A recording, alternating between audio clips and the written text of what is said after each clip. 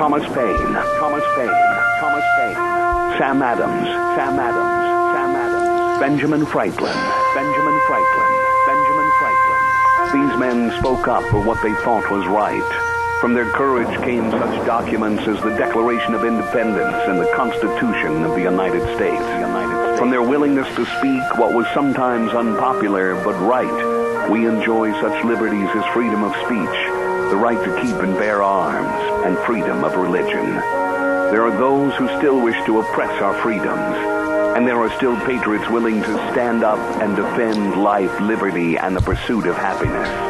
Men like Zeb Bell, who honor our founding fathers and what they stood for. It's now time for Zeb at the ranch, speaking up and defending your freedoms. Brought to you by Magic Valley Les Schwab Tire Centers and all of the other great advertisers on the program. And now, Zeb Bell. You never know when it's going to strike.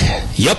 But there comes a moment when you feel it, that you just aren't going to do anything productive for the rest of the day. So you don't. Good morning, everybody. Zeb at the ranch on a Monday. Oh, Mondays are bad, aren't they? Well, we're going to smile through it. Have a good one. Here comes Kate Smith. And God bless America. Followed by a patriot with our Pledge of Allegiance. Good morning, good morning.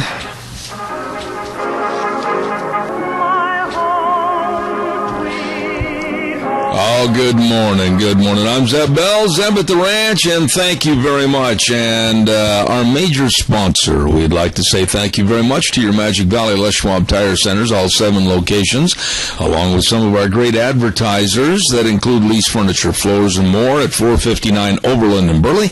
And our friends at Western Way Services, always at your disposal. Get on the route service today. Call them at 734-6969. Oh, you know, that opening statement about, well, if you're not productive, the heck with it. Don't you feel that way sometimes, Gina? What? Are you there? Oh, I was talking to Scotty. I'm sorry. Okay, I just said that the opening statement, where sometimes you don't care if it's a productive day or not, you just feel like a turtle and you want to crawl back under the shell. That's kind of how I am today. Yes, today is definitely one of those days. It was a very hard-working weekend, and so the chick is tired. Oh, man. I'll tell you, I know that feeling. On a 1 to 10 scale for being energized and ready to go, I'm a -3. I think I'm right there with you. Okay. Honestly, or at least I'm floating at a 0 right now. Well, we have an answer to the energy crisis, and we have the ever-ready bunny of the senior set. Here is Al. Good morning, Al. Good morning. Take a nap and see me in the morning. Okay. Our pledge, please. Go ahead. Thank you. I pledge allegiance to the flag of the United States of America and to the republic for which it stands, one nation, under God, indivisible, with liberty and justice for all. Thank you very much, Al. As always, we appreciate your effort. Thank you, sir. Have a good one. God bless. Thank you. Hey, it's time for the weather, and the weather is brought to you by Cheney Flooring and Home Design, 1228 Oakley Avenue in Burley. Look for their blue door. I'm telling you, Kyle and Whitney Cheney, they've got a home run going here with this business where your home design needs are aisles apart, not miles apart, and they can meet or beat any price on flooring. Free in-house consultation. They will serve you. So give them a call, 678-6945. Hardwood, laminates, vinyl sheeting, all the natural stone, the Oakley stone, all the countertops. Cheney Flooring and Home Design, 1228 Oakley Avenue in Burley. And here's the weather. Sunny and hotter. Hi, everybody. You got summertime in the Magic Valley. Sunny and clear for the night. Look for a high today of 84. That's warm. And then you go from sunny and hot tomorrow, and that's a high of 92. And then you go from sunny and hotter, and you're going to looking for a high of 97 on Wednesday. Clear skies in the evening. So other than that, enjoy summer. Enjoy the weather. It's the only weather you got. Thank you, Michael. RogersWeather.com. And, of course, brought to you this hour by Cheney Flooring and Home Design, 1228 Oakley Avenue in Burley. Look for their blue door. Really nice people. I got word that there will not be a sale this Thursday at the Burley Livestock Commission Company. No sale at Burley this Thursday, and I'll remind you about that as the week goes along. By the way, also, I want to remind you about SafeLink Internet. Don't forget, they're one of our great advertisers. They've been around for over 16 years, offering fast, reliable Internet, and they've got a track record to prove it, and believe me, they can do the job for you. Idaho's number one choice. All you have to do is call 677-8000. That number again, 677-8000. SafeLink Internet. You get on their program today. Oh, and another thing real quick. I had a lady call me. It's been last week before I went to Sun Valley, as a matter of fact. And she said, what's the name of the cleaners that you go to? And I said, Daryl's Cleaners, the best, at 1223 Albion Avenue in Burley. And get some of those prepaid gift cards and give them out to some of your friends, some of your family members on their birthdays or anniversaries or whatever. That is a neat present. Daryl's Cleaners, the best, at 1223 Albion Avenue in Burley. All right. Calls are welcome and appreciated at 436-2244, 1-866-927-4587. Give me a call. I want to say a couple of things. First of all, last Thursday, thank you to Sharon and Gina. They filled in and did a great job, according to everybody that I talked to. And I was up at Sun Valley for the National Potato Council meeting and had to speak on Thursday morning. And I really met some nice people up there. I met people from all over, not only this state, but also from Michigan and some from Wisconsin. I mean, it was just really nice, and my thanks go out to two wonderful people that were in charge of getting me up there, and that was Randy and Carlene Hardy. Thank you. I just had a wonderful, wonderful time, Deanne and I. We appreciate that. Thank you very much. And then also the other evening, after we finished up with all of our chores, and Deanne looked at me and she says, I'm not going to do any cooking. You are. Well, that's the problem. So I said, okay, jump in the pick-em-up truck, and away we went. We went down to Burley and went to Duck Ugly's. Wonderful, fantastic meal. The music they've got going on in the background there with Ned Carter, and I think his name's Dennis Peterson. And Dennis and Ned, great job. They played some of the oldies and sang some of the oldies. That was really neat. And on the way out, I had a chance to see an old friend of mine and his wife and daughter, Dick Uzinga. It was really good to see all those folks, and just had a wonderful, wonderful time. Calls are welcome. 436-2244, 1-866-927-4587. You heard the weather forecast. It's going to be not just warm, it's going to be doggone hot. If you're a fat roly-poly like me, it's going to get darn warm. And it's supposed to get up into the mid to higher 90s by Wednesday. Well, that means your air conditioner is going to be working overtime, and you better make sure that your air filter in your air conditioner is clean. Get a good one, get a new one right now today. And if you leave that dirty one in there, that old air conditioner is going to be straining and trying to put out that cold air, but it's just not going to work. So you better get into Ramsey Heating and Electric today at 2600 Overland Avenue in Burley. The number to call 678-0459, where they provide warm winters and cool summers at Ramsey Heating and Electric. You stop in and see them today. You know, Obama was making a speech last week to some folks in Minneapolis, Minnesota. And, you know, he said something in that speech that I heard a news clip of, and it really offended me. And I want to get your attitude on this. Maybe it's no big deal to you, but it was to me. He said, quote, most folks are not looking to get wealthy, but they are trying to make ends meet. Now, you're probably saying, well, why did that offend you? Well, it did, because it was almost like, don't try to succeed. Don't try to go out and do your best and earn your best and do the best for your family. It was almost like, well, just be a member of the flock of sheep, and that's okay. Don't worry about it. Just try to make ends meet, and that's how you can get along in life. I didn't like that. It's the principles that he has kind of espoused since he took over the presidency of, well, now wait a minute. There are no people that really should try to exceed the boundaries. There are no people that should try to go make their goals. We're all just going to be a nation of average people. Don't try to exceed. That really offends me, and I just want to get your opinion on it. Most folks are not looking to get wealthy, but trying to make ends meet. Maybe I'm reading something extra into this thing, but I don't like that attitude. I think in order as a country to really expand and excel, we've got to get out and do our very best.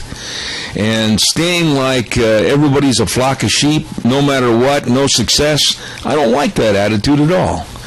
Calls are welcome, 436-2244, 1-866-927-4587. Give me a call, please. I'd like to hear your thoughts. Valley White Home and Ranch, do you realize that you might have some time off this week and maybe you'd like to go fishing? Just kind of hang around on the old creek bed or the lake and just lay back and absorb some rays, and if the fish bite, fine. If not, at least just enjoy the day. Well, they've got all your fishing supplies, all your lures, your rods, your tackle, your bait, your licenses, which I have to get. Everything is over there at Valley White Home and Ranch, 910 South Oneida in Rupert. Number to call, 436-0141. Steve and the rest of the crew, and they've got all the 4-H supplies. Fair times around the corner. You better get in there. All the Gallagher fencing. Hey, Valley White Home and Ranch, 910 South Oneida in Rupert. You stop in and see those good folks today. All right, give me a call, 436-2244, 1-866-927-4587. Did you hear about the Louisiana lawman? His name is, let me get it here, Sheriff Julian Whittington. And he is the sheriff of Louisiana's Bossier Parish. Well, he said, quote, that despite objections from outside the area and especially from the ACLU, he has no plans to cancel his July 4th rallying, offering food, music, and prayer.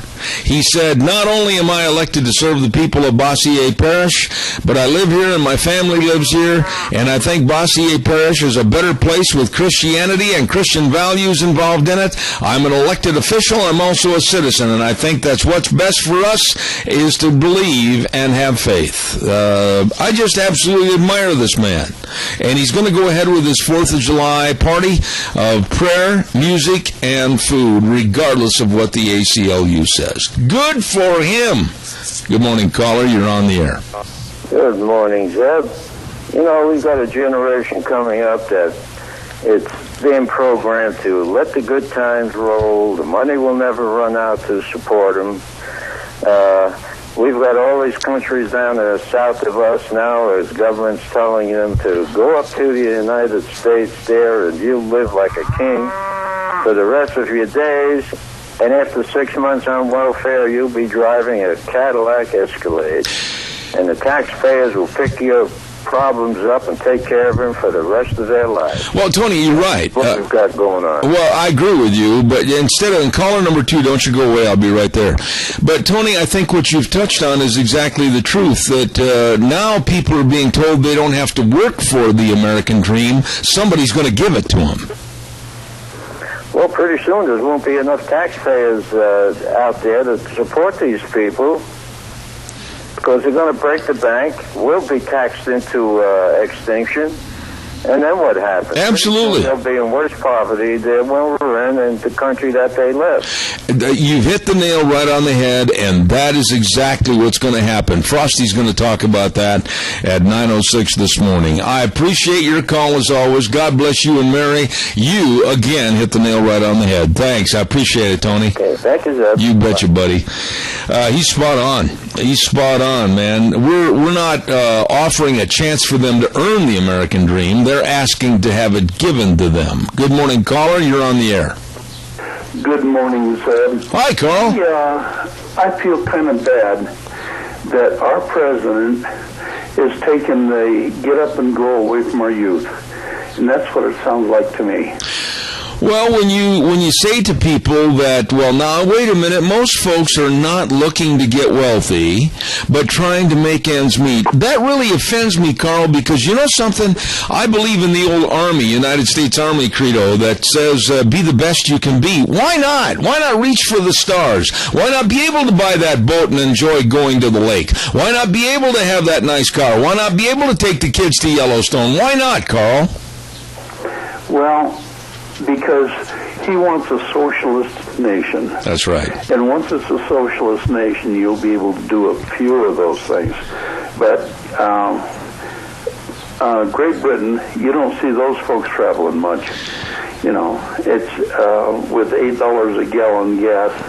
Of course, they do have a train, which has been taken away from us. Yeah, but they don't have any country paying $8 a gallon for gas that has the magnitude of the United States of America. I mean, most of their villages and hamlets they can go to, they're very closely knit together. They don't have the travel, they don't have the tourist as far as being able to spend money like that, like we do here in the United States. They don't have the individuality. They don't have all the private property strung out in various places where they have to have fuel just to get out and do and earn a living. Carl, I'm bitter about this administration because they're just absolutely turning us into a socialist state. Well, I'm kind of bitter about the way the nation has turned. You know, we're getting so liberal. Even Washington, where I kind of grew up, I always claimed home, is now so liberal that they have gay marriage and it's okay. They should be as miserable as we are. That's what my best friend said. And he wasn't that way many years ago. Yeah. I don't know what's changed, but something has drastically changed. Yeah, there's been, I'll tell you what it is, and you might disagree with me, I don't know, but we've got away from God. We've got away from the Bible. We've got away from moral values and principles. That's what's changed. I think that's a good part of it, Zeb. But also, the people have in mind that they don't have to work. They'll still get 3 squares and a cot. Yeah. So. Yeah, I agree.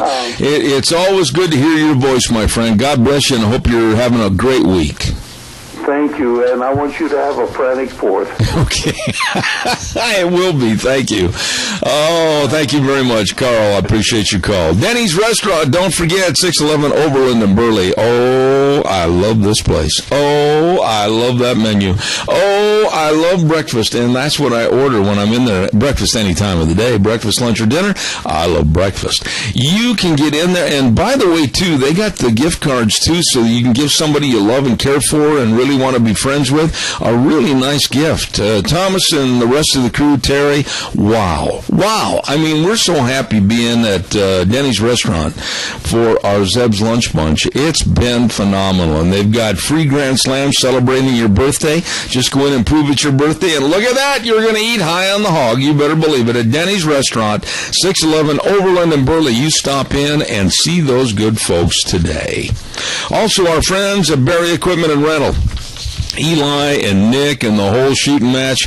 Wow. I mean, the Doosan loaders, these great big loaders and excavators all over the place. And the Coyote tractors and the Bobcat excavators. Oh my goodness. They've got a lineup of Bobcat excavators, leading industry with power and breakout force, let me tell you.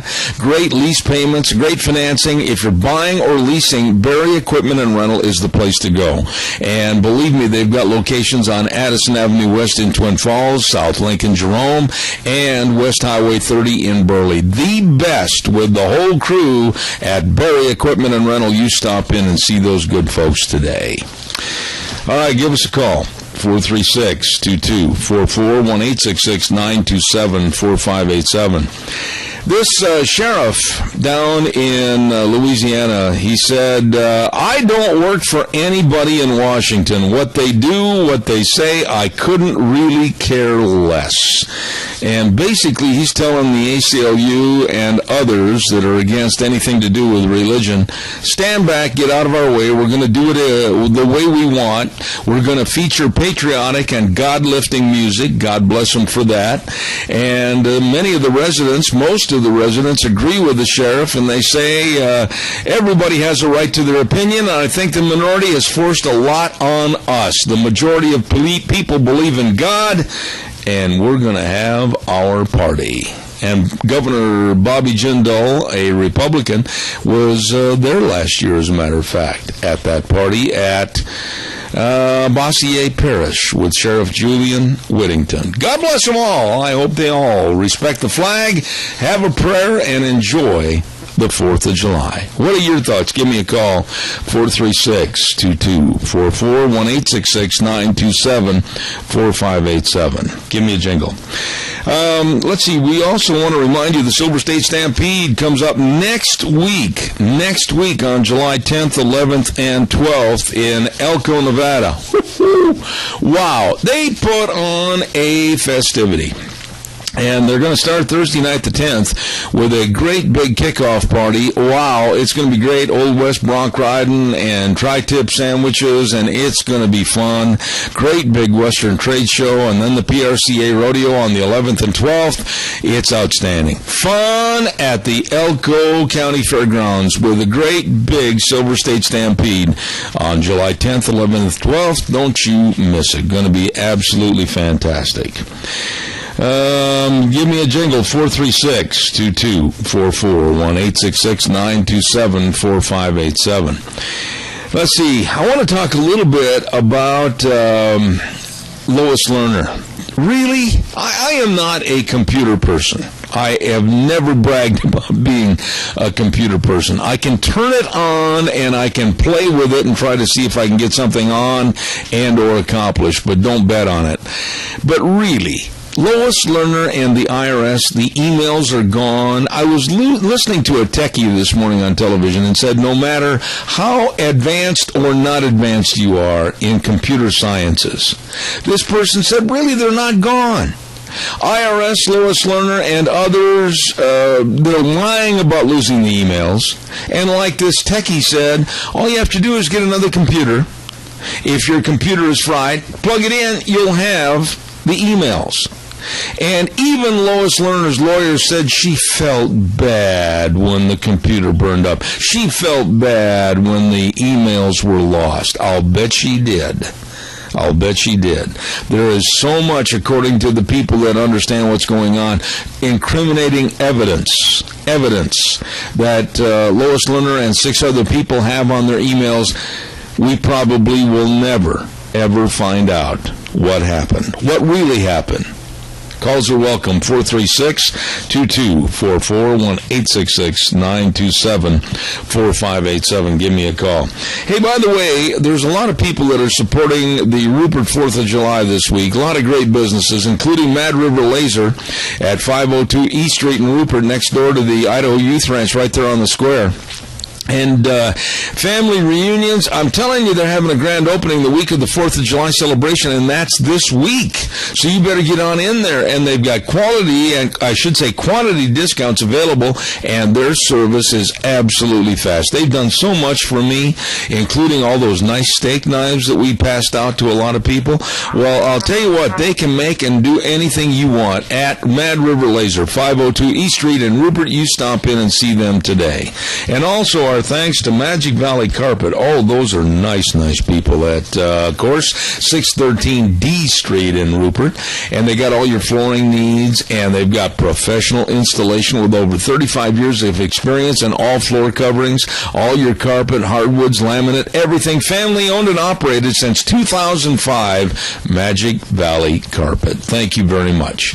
Hey, caller, stay with me just for exactly 60 seconds. I'm going to have the Capital Press Ag Minute, and I'll be right back to take your call. Don't go away. Here's the Ag Minute. Today's Ag Minute brought to you by the Capital Press, the West Ag Weekly. Idaho Governor Butch Otter blasts USDA during an address last week at the National Potato Growers.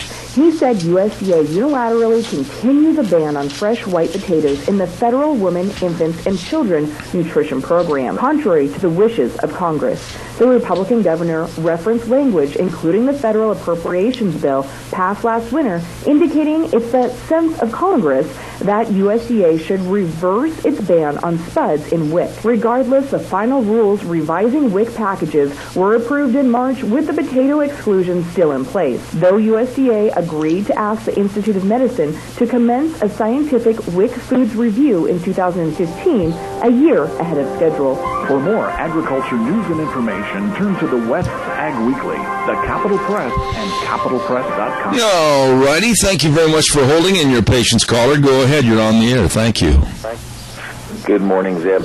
You know, I think we've become a little bit, I'm not quite sure the right word, but it's Independence Day. It's not just the 4th of July, because we've lost the meaning of what the holiday's all about. But all you see ads, 4th of July, 4th of July, and we stop thinking and referring to it as Independence Day. You know, and if you think about the sacrifices that the Founding Fathers went through to bring about the new country, and, you know, they knew they'd be outlawed, they could be quartered, they would be, you know, and of course, John Hancock wanted to make sure old King George could see his signature without his glasses. Well, anyway, you know, we've become very, I think, lackadaisical in not celebrating Independence Day, not just the 4th of July. You know, I guess maybe it's just a matter of semantics. But no, I agree with you. We have forgotten the value of Independence Day. I agree with you to that extent. However, when you take like this sheriff, Julian Whittington, down in Bossier Parish, Louisiana, he is basically doing what we all should do. He is thumbing his nose or whatever at the critics and the liberals and the ACLU that say, you can't pray, you can't be a Christian, you can't do this, you can't do that, you can't have patriotic music, you can't have God-lifting music. And you know what, Adrian? We ought to just say, go crawl off in the corner someplace and do it anyway. We all ought to have that attitude. Well, you know, this country was ruled by the Supreme Court over and over and over again that we are a Christian nation, and but you'd have a hard time proving that in a court of law today because of the attitudes, the change our education, you know, and obviously the politicians that have guided us down this abyss of immorality and all that goes with it. But, you know, it was 62 and 63 when the Earl Warren Supreme Court took prayer and Bible reading out of public schools, and it's been a downhill path ever since. And, you know, wallbuilders.com with David Barton, and I'm sure you've seen him on Fox News, and, you know, Glenn Beck and so forth. He's got a lot of materials. I would challenge people to really study, get some of those materials, America's Godly Heritage, Keys to Good Government, those two 1-hour DVDs will really give you a lot of information on what the founding of this country and the sacrifices that they made to bring about the enjoyment that we have. We're still the most freest people on the planet. Of course, we're losing it a little bit at a time. Well, I agree with you. I got to run, Adrian. But I just want to say this. I want to wrap it up by saying this. On Thursday, on this program, at the end of the show, I am going to do a prayer for our United States, for our freedoms, and for the 4th of July. And the reason I'm mentioning it now is so I can give ample time to the critics and the lefties and the liberals so they can mount some kind of a challenge to fight me on it, because I want to mention them by name. I am going to say a prayer for this country on Thursday, whether they like it or not.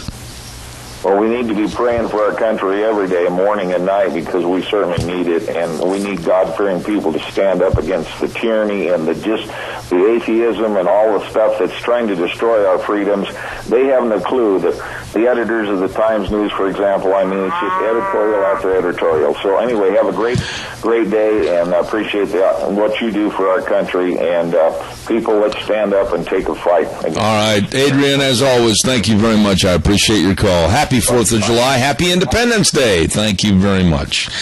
Caller, good morning. You're on the air, and I'm going to ask you a favor. Can you just hang fire for a second while I do a quick commercial? It'll only take 30 seconds. I'll be right with you. Don't forget Snyder's Surplus. These are wonderful people at 112 South, 200 West of Rupert. Oh, I was over there doing the grand opening, and believe me, they've got a brand new store. It's beautiful after that severe fire they had. Oh, my. New merchandise, friendly service. They are fantabulous. And it's not just a military surplus store. They've got everything. Hours are 9 to 5, Monday through Friday, Saturdays 10 to 3.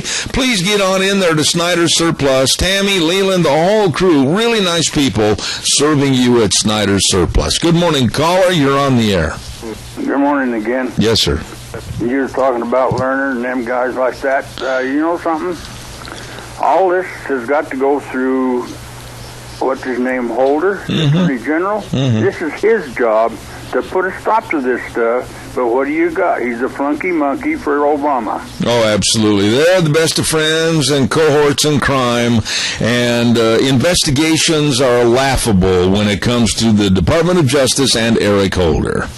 That's why it's a conflict of interest. Now, Boehner, you're going at it the wrong way. Leave Obama alone now. Go after the Attorney General and then get things done. I question, and I sit here and I sometimes scratch my head so hard that, believe me, it almost starts to bleed when I look at John Boehner and how inept, and I laugh at John Boehner. I just don't think he's worthy of being what he is. No, he's not. Why is he going after the president when it's the Attorney General letting all this stuff go through? He's not even investigating nothing. Therefore, hold him for these charges and get him out of there, and then get a special prosecutor that do something that's not a flunky monkey for Obama. You know, Al, in the political circles, and we've talked about this in the past, there was a kind of a meeting in the White House last week. I know you saw this story. And we had Mitch McConnell, we had John Boehner, we had Nancy Pelosi, and they had Harry Reid, and they were just lovey-dovey laughing on the couch with Obama sitting there. And maybe I shouldn't be so nitpicky, Al, but I don't want to see that. I don't want to see people getting along in this stage of government today because, quite frankly, we've got too much at stake for them to go out and have a beer and a burger at 5 o'clock. That's right. And then you sit there and watch all this stuff, and now it's coming out that Pelosi and all them people are saying, well, the Republicans caused all this stuff coming across the border and all that stuff. Horsebuggy, who was it told the Border Patrol, do not arrest, do not deport? Who was that? Yeah, and who is it now asking for $2 billion with a B, $2 billion of our dollars to go down there as taxpayer dollars and help fund this project? Right. I mean, it's everybody's fault, but the administration, it's time people woke up, get off their bandwagon for him, and say, that's it, Mr. President, Mr. Holder, you have had the axe, there's the door. Absolutely. Al, appreciate your call as always. Thank you very much. Calls are welcome and appreciated. 436-2244, 1-866-927-4587. Obama wants $2 billion, 2 with a B billion, for the child issue on the border. And keep in mind, it was his goofy administration that caused this mess, and he wants you and I and the American citizens to pay for it. Now, we have to house and take care of all these children. We have to provide transportation.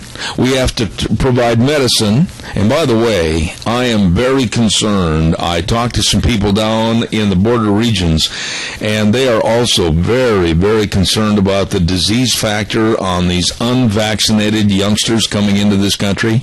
And for those parents, and I'm going to say this again, if it offends you, that's your problem, not mine. For those of you that are against vaccinations, you better think twice because of the influx of illegal aliens coming into this country that are unvaccinated, carrying various diseases all the way from polio to measles.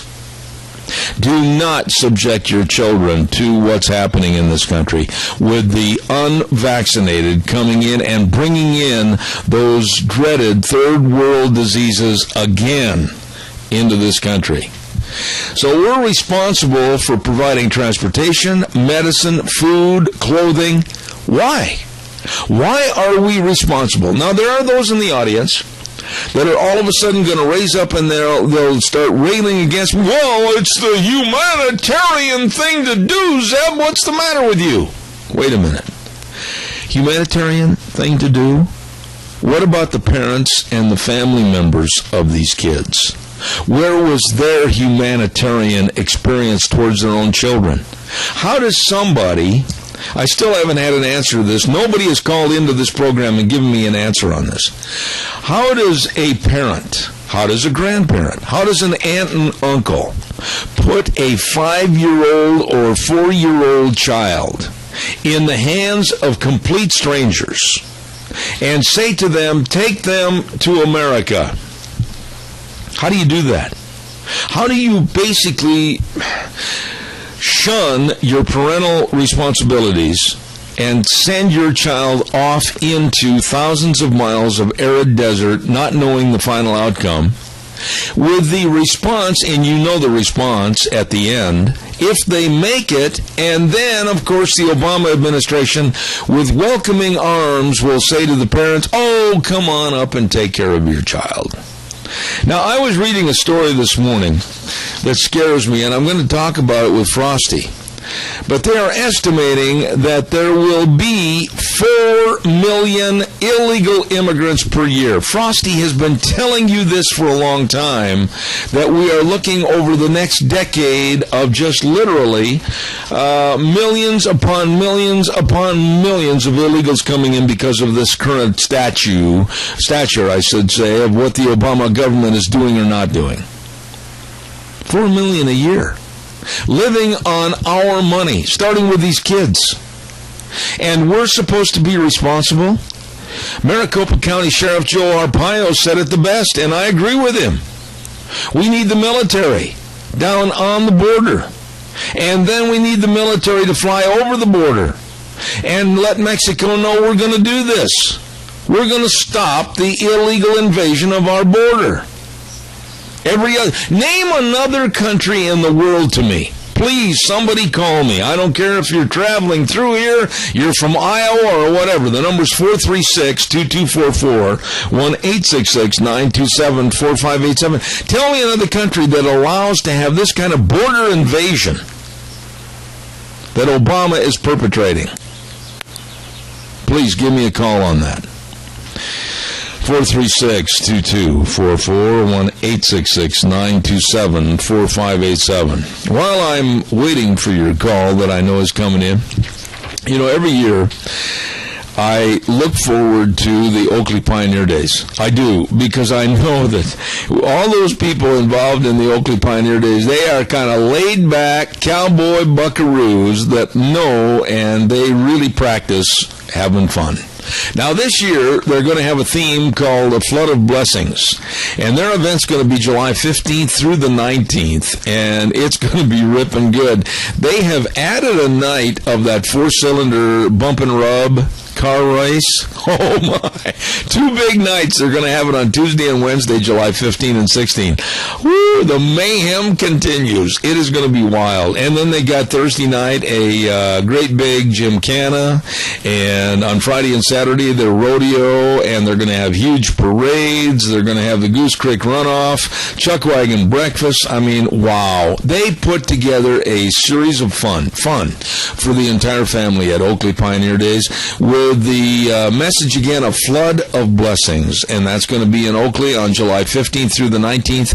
Don't you miss it. They have a good time, let me tell you. All right, give me a call, 436-2244, 1-866-927-4587. I'd like to hear what your thoughts are. And the border towns, that I've been talking about right now, whether it's Nogales, Arizona, whether it's Del Rio, Texas, doesn't make any difference what border town it is. Douglas, Arizona, they're going broke. The people and the Chamber of Commerce's, the local citizens, businesses, they're going broke. Why? Because they can't afford the influx of people. They can't afford to take care of them. And our own government is not providing any federal assistance, again, our taxpayer dollars, to help these people. And they're just begging for help. They're saying, wait a minute, you want us to pay for all these kids? You want us to pay for all these illegals? Obama should be he should be like a rock in water right now, plummeting in the polls. He shouldn't have a 1% approval rating. The man absolutely has done more to hurt America than any other president that we've had. Now, I thought Carter was bad. Oh, my. I had a grain company when Carter was involved, and they had the great big embargo. I thought Carter was very, very astute in winning the award of worst president ever, but now I'd have to take that award away and give it to Obama. I mean, this man is doing everything he can to lower the standards of America. And I welcome phone calls that differ with that opinion. And the problem I have with this whole thing, folks, whether it's Guatemala, Costa Rica, it doesn't make any difference what country we're talking about. We're still sending them foreign aid.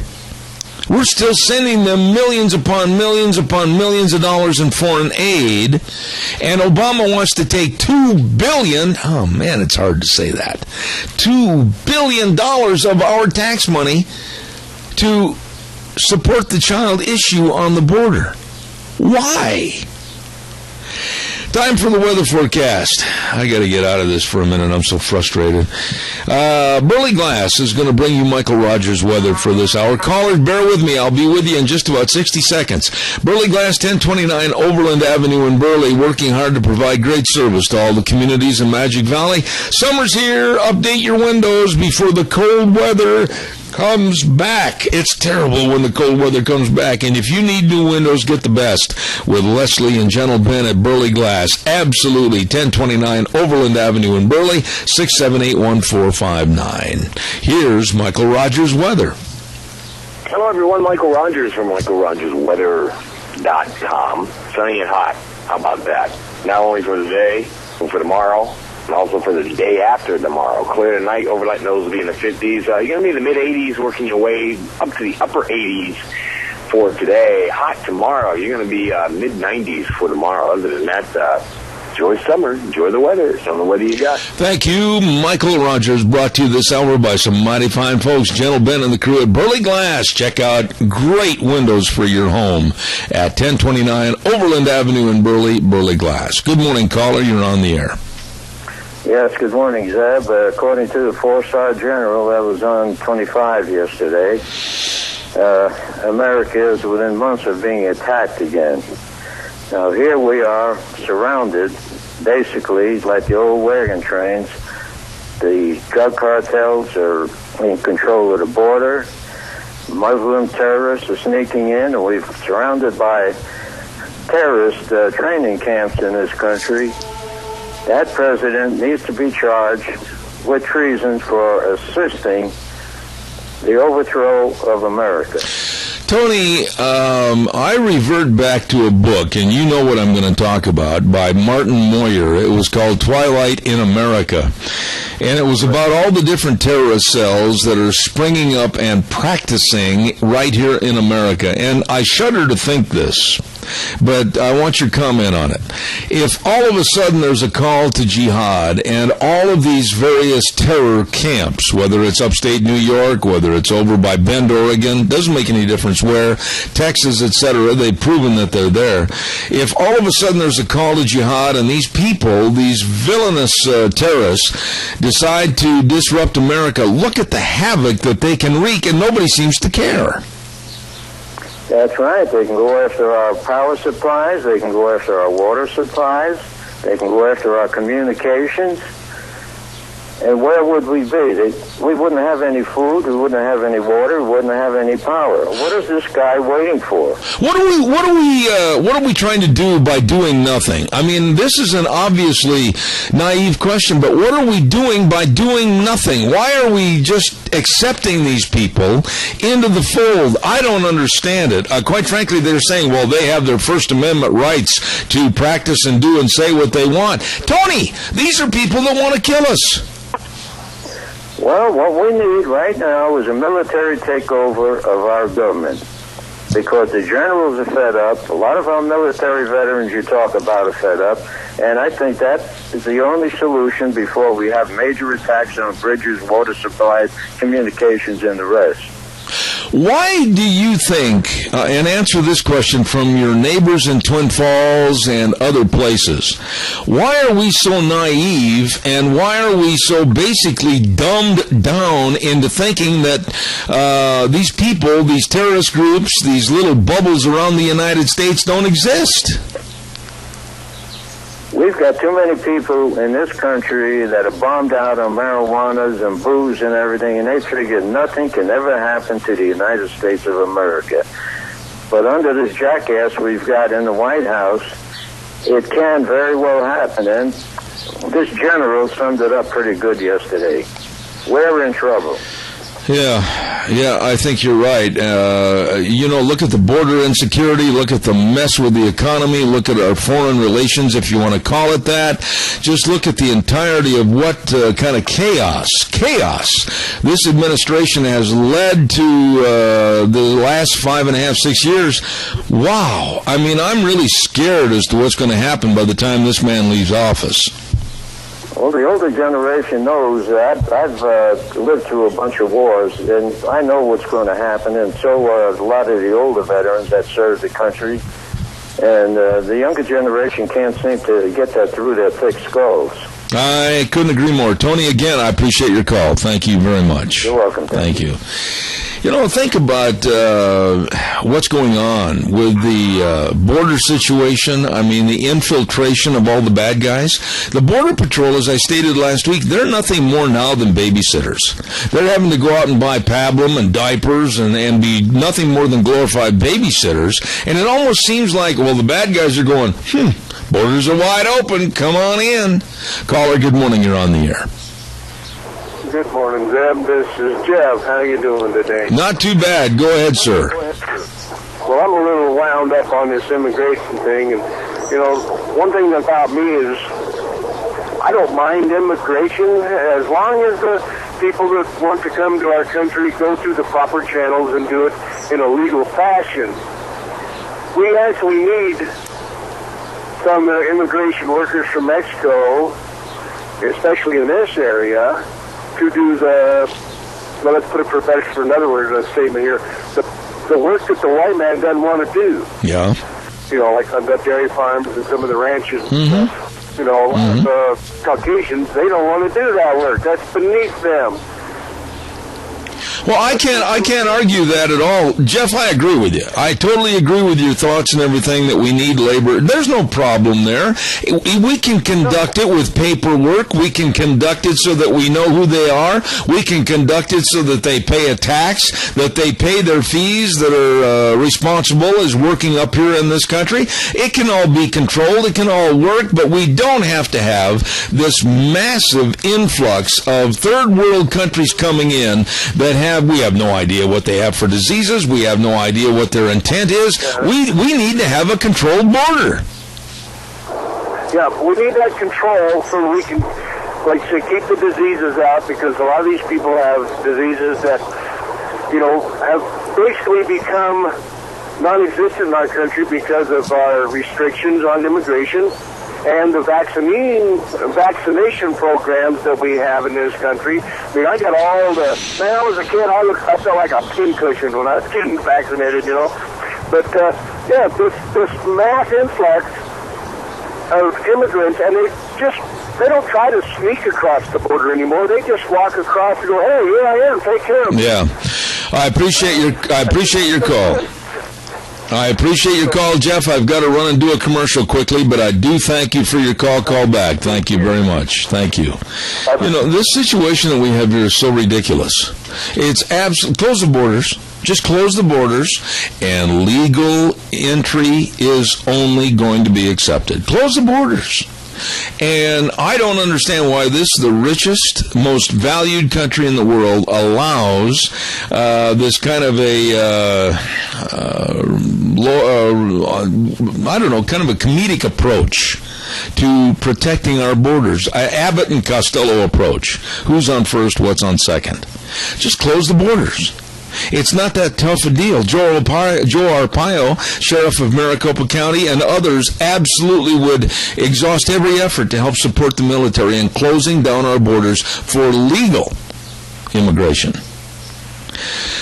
Don't forget your Magic Valley Les Schwab Tire Centers, and all 7 locations serving you, and they have the best in tires. Now, you got a little trip planned? Yep, you saved up for it, and you're going to go to Topeka, Kansas, back in the wheat country. Well, by golly, you need some good tires. Well, check it out for your car, your SUV, whatever, your truck. You betcha they've got all the tires you need right there at your Magic Valley Les Schwab Tire Centers. And don't worry about credit plans.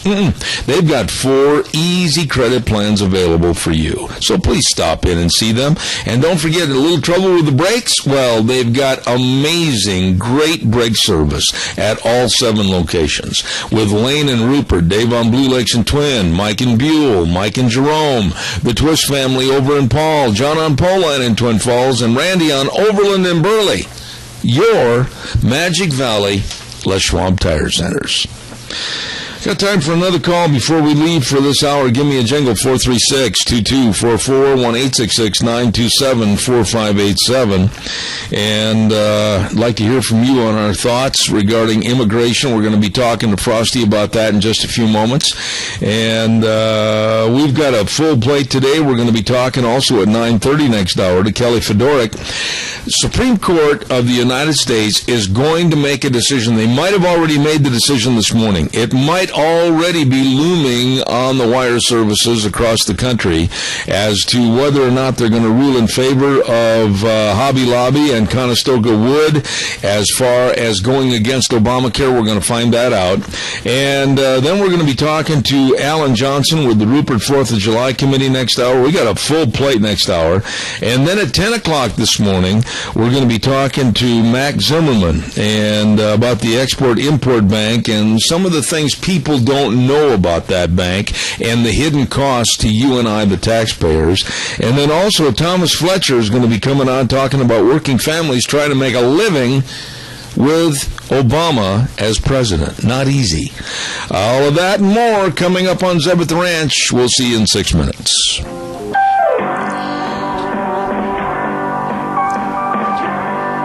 Oh, here we go. Hour number 2, 7th Ranch on a Monday. And welcome back with our major sponsor, your Magic Valley Les Schwab Tire Centers.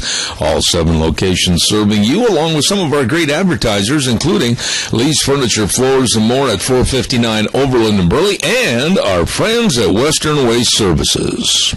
From the canyons of the Snake River and all across southern Idaho, we're all at the shore disposal. Western Waste Services, we care about our community, our resources, and this great land. Western Waste Services is lending a hand, always at your disposal. Western Waste Services, our friends that have been at your disposal for a long time. That's right. Don't forget the porta potties. If you're having a family reunion or a company picnic or whatever, be sure and call them. They will serve you. And also get on the route service to get your garbage picked up. It's gone. It's out of there. Call them at 734-6969. Always at your disposal.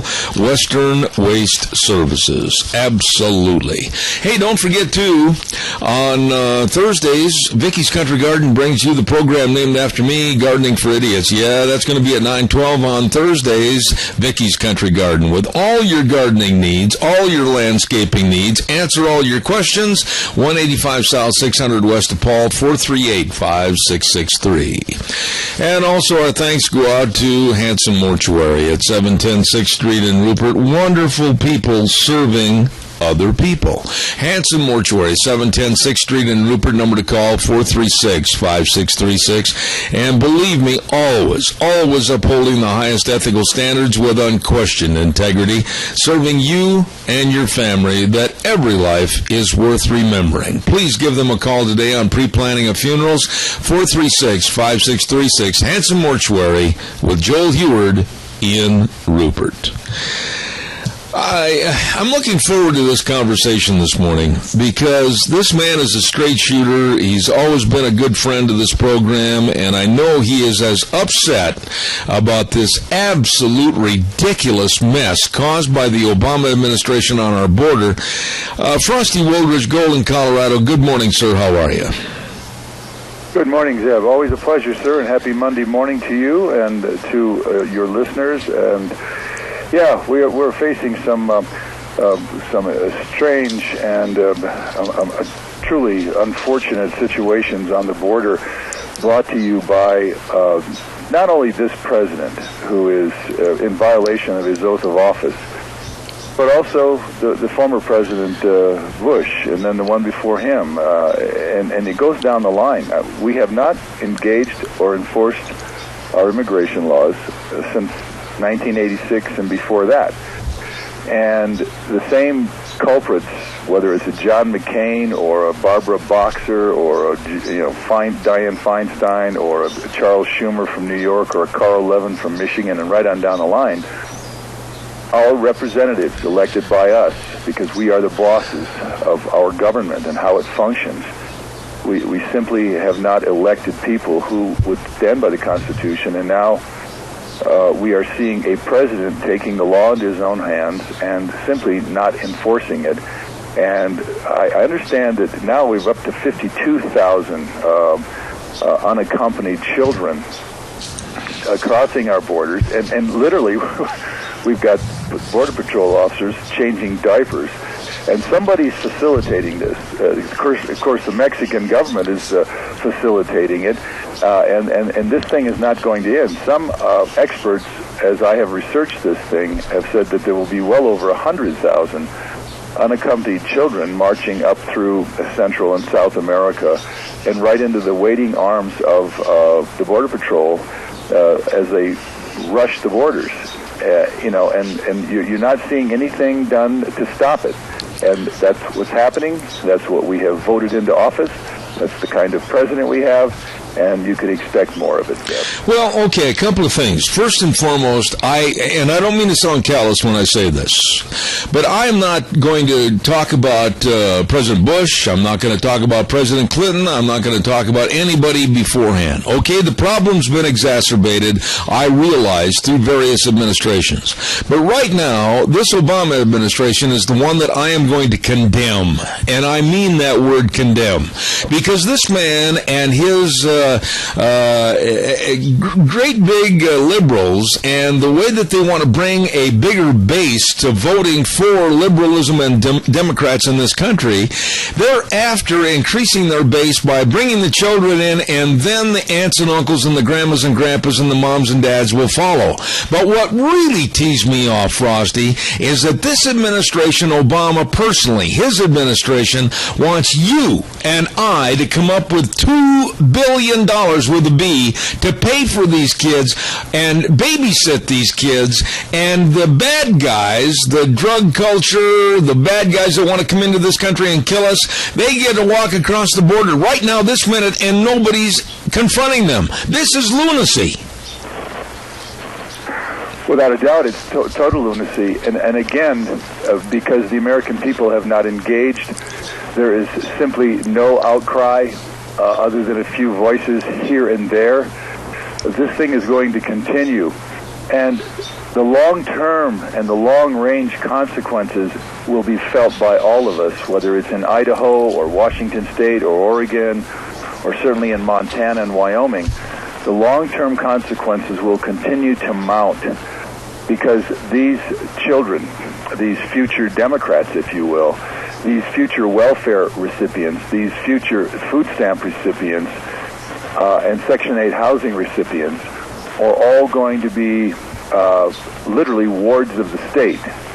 And again, as long as the American people do not respond, do not react, I mean, like this last week, I called both of my senators and my House rep, so did Sandy, because we're engaged in and we want to say, hey, you got to stop this. I would wonder how many people in the listening audience have done the same thing. And I don't just do it every once in a while. I'm usually on the phone at least every week, calling the offices, writing my two senators and House reps, and doing everything I can to say, hey, we can't do this to ourselves. But most Americans are not doing anything like that. Again, you know, I give everyone the opportunity to join capsweb.org and numbersusa.org in order to make an effective voice. But again, most people don't do that. And so as we continue on this invasion, we're going to see more of it. That's what's coming down the pike. Yeah, but Frosty, and I know you've written about this in your different blogs, and you're very articulate about how you write these stories. But, you know, here's the bottom line. We are, as taxpayers, funding these other countries, whether it's Guatemala, whether it's Costa Rica, it doesn't make any difference who they are, and Mexico, and we're providing big, huge, multi-million dollar checks in foreign aid. Now, Obama wants $2 billion with a B to help support these kids. Let's cut off the foreign aid. You're going to keep sending the kids? You're going to keep sending the bad guys? We cut off the foreign aid. What's wrong with being a little tough in a poker game that the American taxpayer is losing on every hand? I want everyone to remember this. You, the listener out there, you have to understand that Barack Obama set out to and is accomplishing a fundamental change of America. That is what he has stated in the past. When he said hope and change, he talked about fundamental change of the United States of America. And he is, right now, well on his way. And I know he only has 2 years and 6 months, but he is continuing fundamental change of our country.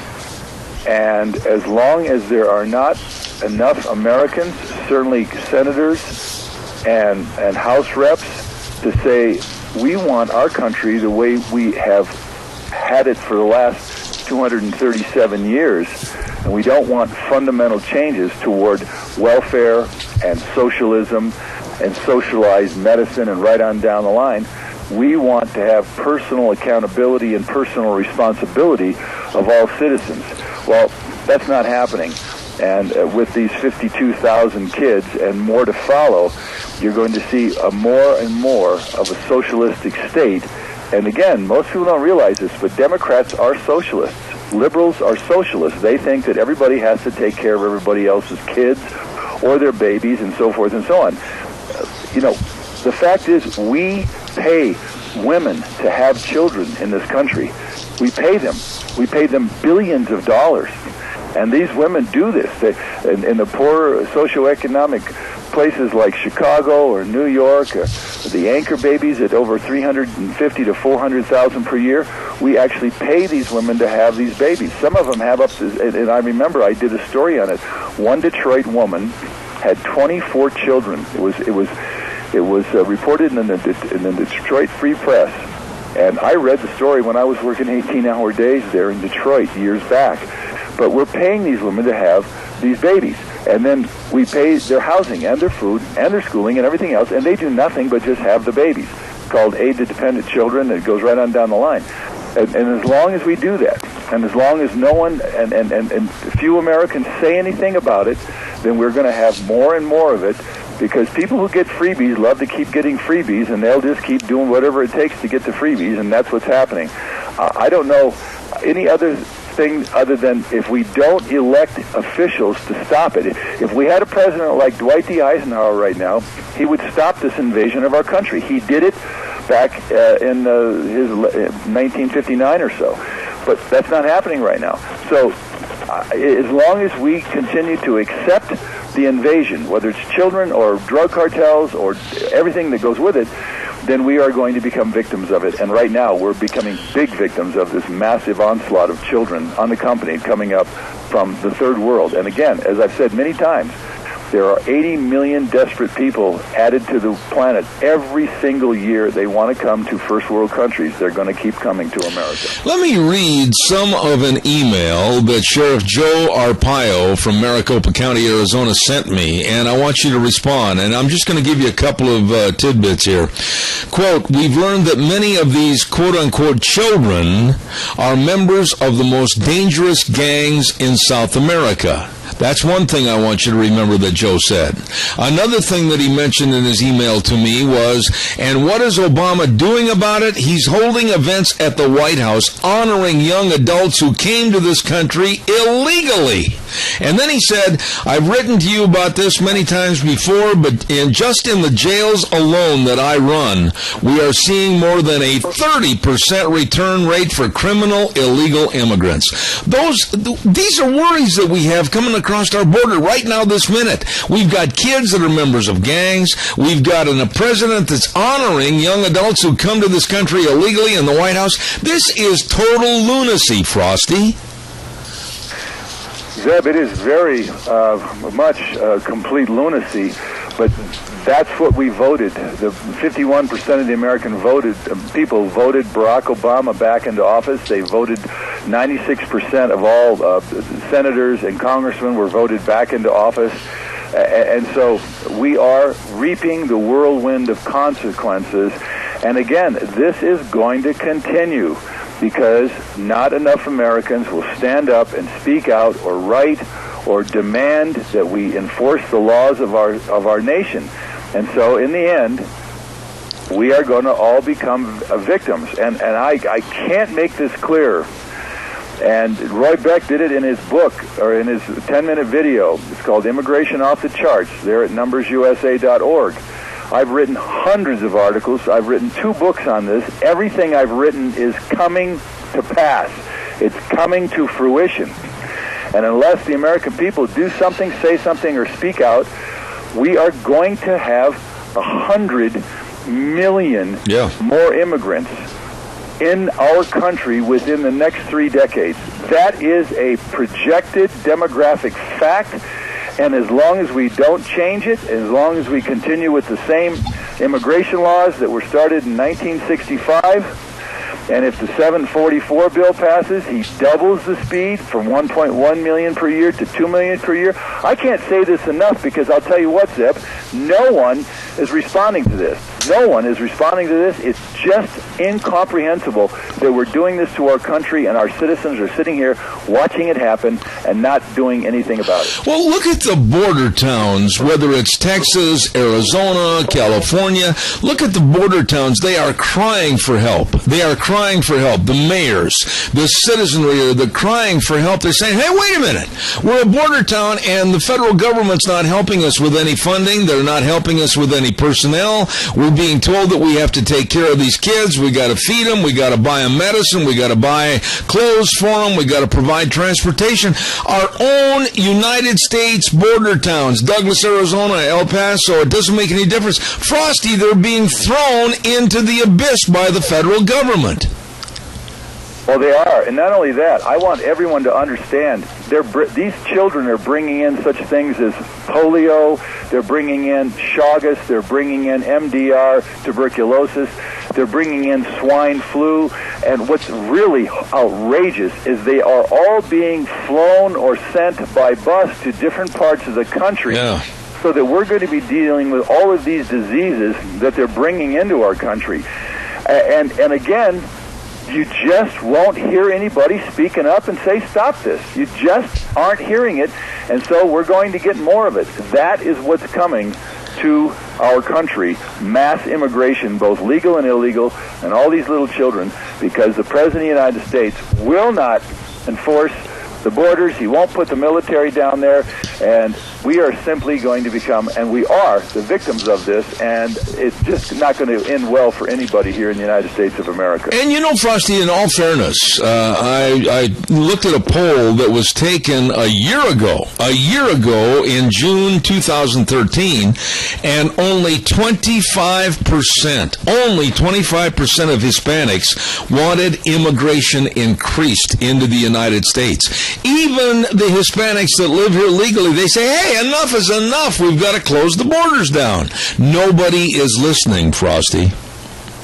Well, as a matter of fact, Tom Tancredo here in Colorado was running for governor, and he would be the governor who would actually enforce the immigration laws that we put on the books in 2006 to go after employers of illegal aliens, to go after any of the housing people who would put them up, because it's against the law to transport, to house, and to employ an illegal alien. I mean, it's $2,000 fine for each one of them, and yet the people who were voting the GOP, they absolutely voted Bob Beaupre into office. He's just another standard rhino, and he won't enforce any immigration laws if he became the governor of Colorado. And of course, Hickenlooper, the one that's the governor of Colorado today, he used to run restaurants that hired illegal aliens, and he was the mayor of Denver. And then he became the governor, and this is a sanctuary state. And so here we had a chance to elect Tom Tancredo, who would enforce the laws and the immigration laws of Colorado, and he didn't make it last week. He was totally overwhelmed by Bob Beaupre, who has a record of not enforcing the immigration laws here in Colorado, or when he was a member of the House of Representatives.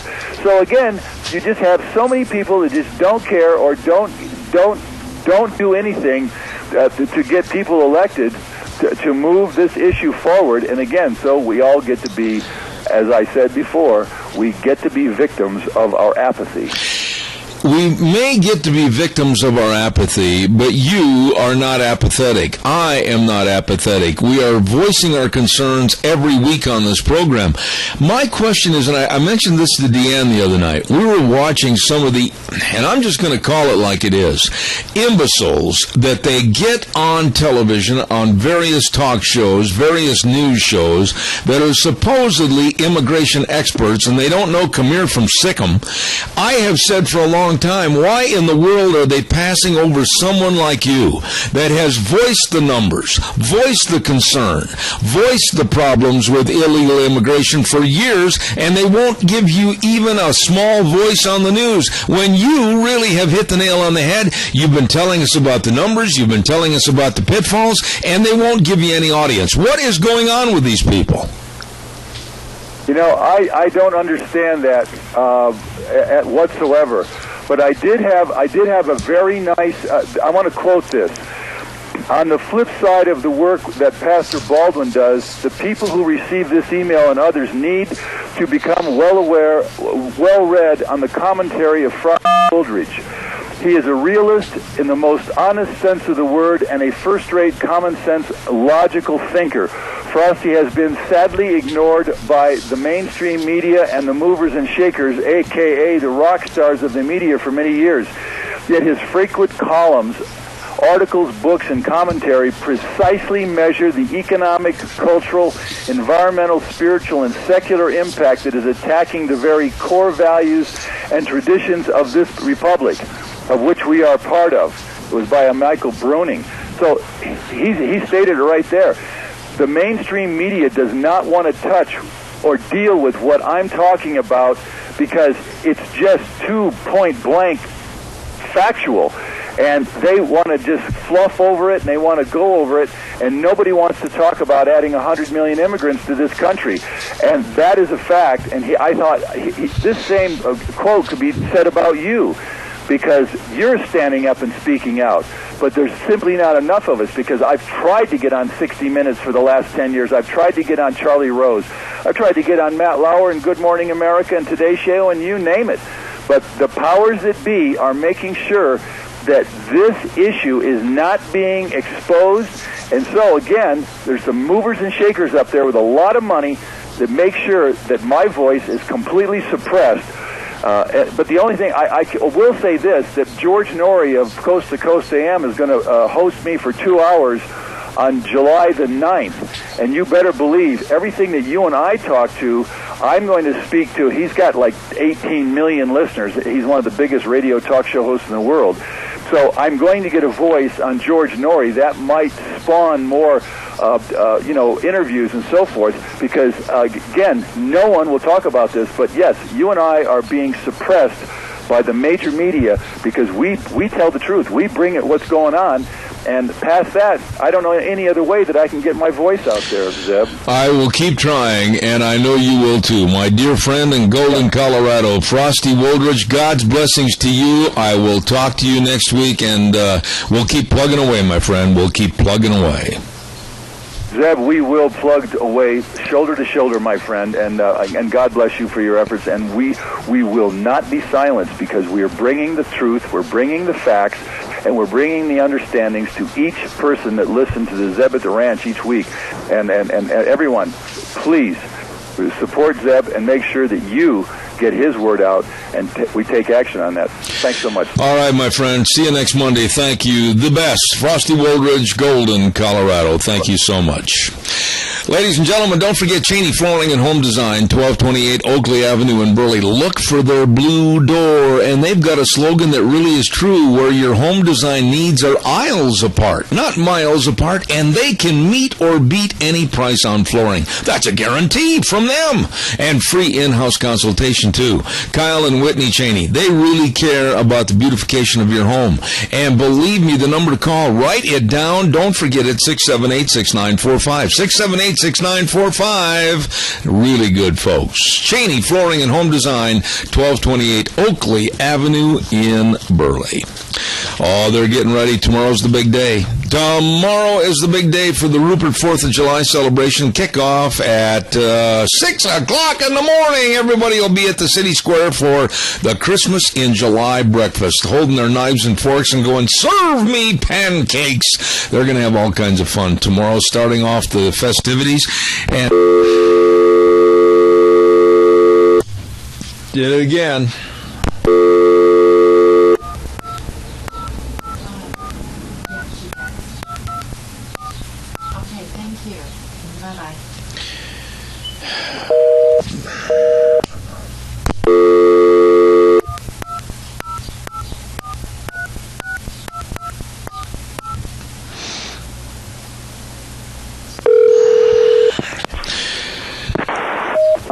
There you go, sir. Like I was saying before the phone company rudely interrupted me with a cutoff, tomorrow's the big day to start the Rupert 4th of July celebration, Let Freedom Ring, and it goes all the way through Saturday, July 5th. Great food, great entertainment, a lot of fun for you and the family at the Rupert 4th of July celebration.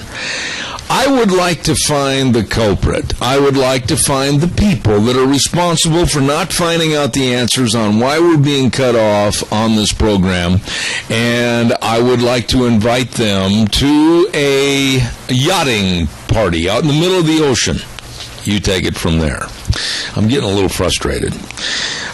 Calls are welcome and appreciated. 436-2244, 1-866-927-4587. Don't forget our friends at Cameron and Siemens Insurance, the best of life insurance, health insurance, retirement planning, employee benefits. All of those items I mentioned are things that you really should take care of and address with the professionals. Dean Cameron, Todd Siemens, very dedicated and responsive to your needs. All you have to do is give them a call, set up an appointment, 436-4424. That number again, 436-4424. Cameron and Siemens Insurance. Please get a hold of them today. Silver State Stampede. Don't forget, Silver State Stampede is coming up on July 10, 11, and 12. Next week. Oh, my goodness. It's going to be a lot of fun in Elko, Nevada at the Elko County Fairgrounds. Silver State Stampede. And believe me, they're going to kick it off with a kickoff party on the evening of the 10th. And then tri-tip sandwich dinner along with dancing and Western Trade Show Friday and Saturday, the 11th and 12th. PRCA rodeo action at its best with the world's best cowboys coming into Elko. Going to be great. Silver State Stampede in Elko, Nevada. Don't you miss it. Let's go to the phone lines right now, and we want to welcome back on our program. She's become quite a fixture on our show, the lovely Kelly Fedoruk. Good morning with Alliance Defending Freedom. Good morning, Kelly. How are you? I'm well. How are you doing? Really good. Kelly, I think the first question I've got this morning, first and foremost, is regarding the Supreme Court. Has there been a ruling edict from the Supreme Court regarding Hobby Lobby and Conestoga Wood Products? There was. Just a half hour ago, we got the word from the Supreme Court. Great news. They held that all Americans, including family business owners, must be free and are free to live and work according to their beliefs without fear of government punishment. And this is such a huge victory, not only for our client, the Conestoga Wood Specialties Company and that family, as well as Hobby Lobby, but for really all Americans who run businesses and want to be free to run them according to their conscience. Court today stated that they are free to do so and that the law protects them in their ability to follow their conscience. Kelly, what does this do to Obamacare? This is a real kick in the knee to Obamacare. Explain what your thoughts are as to how this is going to set that movement across America back. Well, what we've seen from the Obama administration, particularly through its coercive abortion pill mandate, was an attempt to silence and to punish Americans who have beliefs that they don't want to participate in and distribute potentially life-terminating drugs and devices. And today the court said, no, Americans are free. You're free to live according to your convictions, and the government cannot come in and try to coerce you to violate that and to participate in some drugs that end life. You know, I'm happy. I'm very happy for Conestoga Wood Products and Hobby Lobby for this decision. But these two companies, had it gone the other way, it would have literally bankrupted them, and I think set a precedence that would have been absolutely negative for any business across the United States. Absolutely. If the thought that the court could have ruled otherwise and subjected family businesses and for-profit corporations across this country to huge fines, running them out of business for simply abiding by their sincerely held beliefs is truly egregious. And so we are so thankful and so excited that today it was declared that Americans do not surrender their freedom when they open a family business. Kelly, how was the vote? Was it a close vote? Was it 5-4? I didn't hear you say that. What was the voting factor on the Supreme Court? It was a 5-4 decision. Justice Alito wrote the majority opinion for the court. So we were very happy to see that, and he wrote a very strong opinion, making it very clear that federal laws protecting religious freedom do apply to for-profit companies. That was one of the issues in the case, and so the court made very clear that no matter if you're an individual or it's your business, that you do have that right to exercise your religious beliefs and to be free to follow your faith, follow your convictions in your day-to-day decisions. Another case that I want you to talk about this morning a little bit, Kelly, is another case that I'm very interested in because we've seen ramifications of this case in Massachusetts with free speech also show up in southern Nevada and other locations as to where the government is trying to impose what they call free speech zones. Tell us about what happened in Massachusetts, please. Well, it's really been a week of victories when it comes to the First Amendment, because just last week, on Thursday, the U.S. Supreme Court unanimously, it was a 9-0 decision, they struck down Massachusetts law that created what was called a 35-foot buffer zone, which essentially prohibited pro-life advocates from speaking with people entering the abortion facilities. And so this was a true victory that the court recognized unanimously. We had all 9 justices say that you cannot censor free speech of anyone, whether you're pro-life or pro-abortion. You're allowed to be able to speak your opinion in the public square. Kelly, where in the world did the government come up with the thought that we should have and impose free speech zones? Anywhere I go as an American citizen, anywhere I'm standing, anywhere I'm sitting, anywhere I am is my free speech zone. Where did the government even start to perpetrate this idea that they had to have a zone or a barrier? Well, it was back in 2007 that the Massachusetts Governor Deval Patrick signed into law what created this zone in an attempt to restrict certain speech that the government didn't like. And what the government failed to realize is that have the freedom to talk to whomever they please on public. That includes peaceful pro-life citizens like Eleanor McCullen, who was the lovely woman in this case who simply wanted to offer information, help women who are entering into the abortion facility. And so the Supreme Court affirmed last week that this is her freedom, this is her right, and it's an essential part of being an American is the ability to speak freely in wherever you are. You know, I don't think we've seen the end of this, though. I think that there's a liberal thought in this country that when somebody speaks up, conservatives, moral family units that want to speak up, that, oh, no, we've got to shuttle them off. We've got to push them out of the way. And here this week, we're going to be celebrating Independence Day on the 4th of July, and it's even more valuable, our Constitution, our Bill of Rights, and really what we stand for. People can say and do in a legal fashion anything they want, anywhere they want in this country, and the government cannot stifle their free speech. That's absolutely correct. And, you know, we're looking into other areas that do have such onerous laws and ordinances like the one that was struck down in Massachusetts to ensure that they are brought in line with the Constitution and the court's ruling to ensure that freedom that was affirmed continues and flourishes and remains the freedom of every American, no matter where you live. Well, I'll bet you the folks at ADF, Alliance Defending Freedom, this morning are just walking on clouds because they're so happy about the ruling by the Supreme Court, also the ruling on free speech. And if people want to follow more of the writings about what's going on, how do people follow ADF, Alliance Defending Freedom? Well, you can check out our website, which is alliancedefendingfreedom.org, and there you will find information about these cases that I just mentioned and many of our other work as we continue to be dedicated to our mission to keep the doors open for the spread of the gospel.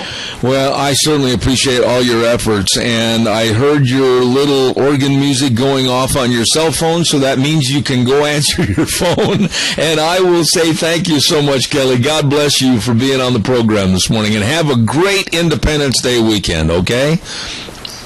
God bless you, too. Thank you very much. All right, thank you much.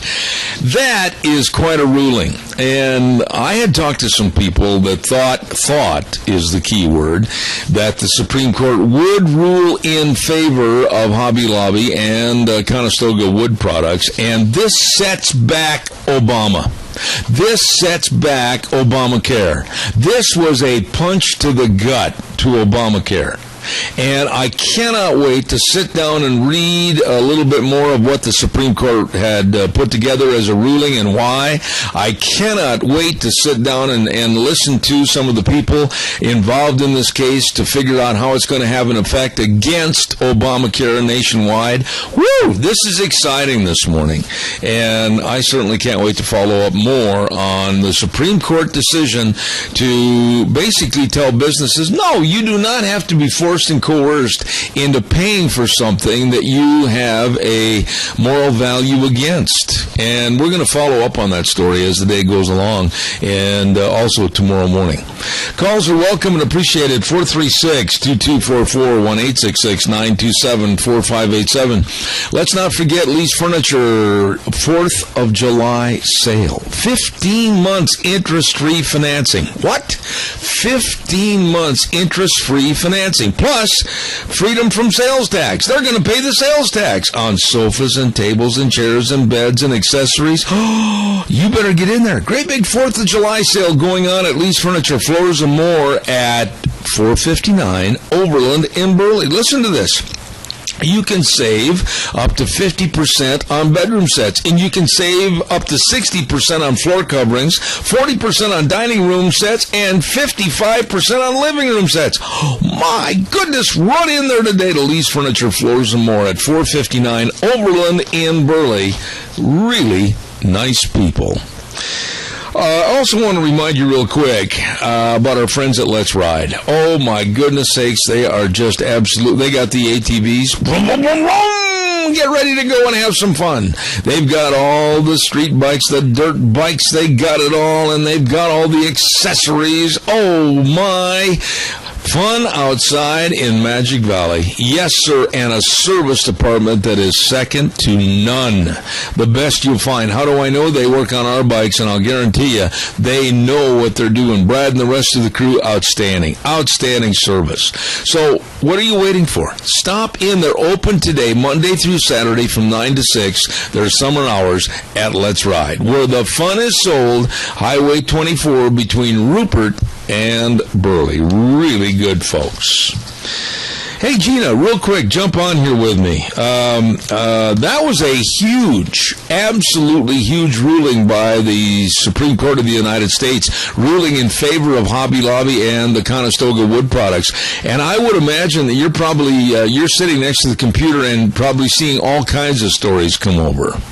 Yeah, actually, huge ruling, like you said. I was kind of curious as to which way the Supreme Court was going to lean on this one, and I'm glad that they leaned in favor of the two businesses, because I don't really think that it's the government's job to be imposing certain things, in consideration of religious freedom. Well, let me ask you this. You said you were really concerned. I honestly thought, and this gives me hope, and it gives me a little ray of sunshine. I honestly thought that the Obama administration and the arm twisting that was going on behind the scenes, and possibly even coercing some of the Supreme Court justices to go in favor of the government and Obamacare, I honestly thought that would win out.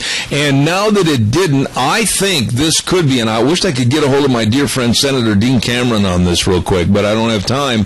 I think this could be the death knell for Obamacare in general. Your thoughts? I don't think it's going to be the death knell. There's so many other things that need to be done and taken in consideration of. Am I a fan of this whole Affordable Health Care Act? No, absolutely not. But I'm thinking that maybe this will open the door to more people and more lawsuits against the health care reform, but I don't think that it's going to be the death knell for it now. The Obama administration, though, has taken some real slugs to the chin over the last couple of weeks with some of their policies.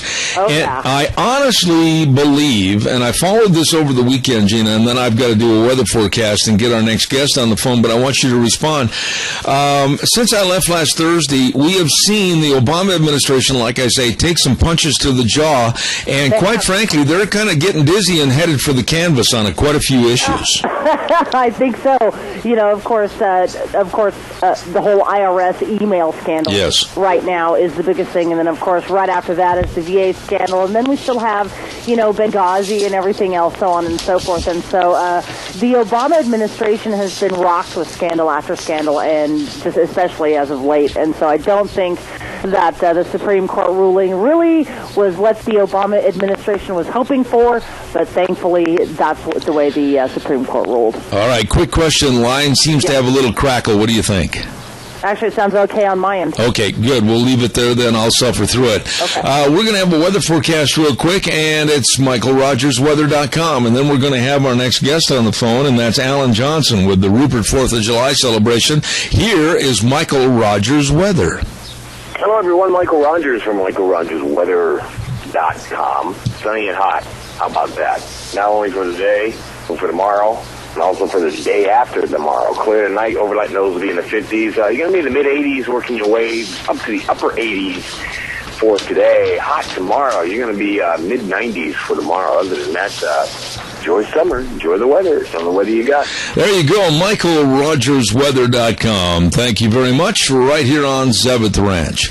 Rupert's 88th. Oh, my goodness. 88 years of fun right over there in Rupert for their annual 4th of July celebration. And the theme this year is Let Freedom Ring. And we have with us on the telephone Alan Johnson from Rupert. Good morning, Alan. How are you? He's with another customer. We're going to have to wait. No. This is his work number. Oh, that's the number we were given and provided for him. He's on the job, and he's with another customer, and so we're just going to have to wait. Okay. Well, sometimes that's the case, but not in live radio. We will keep trying, if you would, please, to get him on the phone, and we will do our best to get him on the line and talk about the Rupert 4th of July celebration. In the meantime, give us a call at 436-2244, 1-866-927-4587. We would love to hear from you. Gina, are you on the phone, or are you able to talk right now? I'm on hold. You're on hold.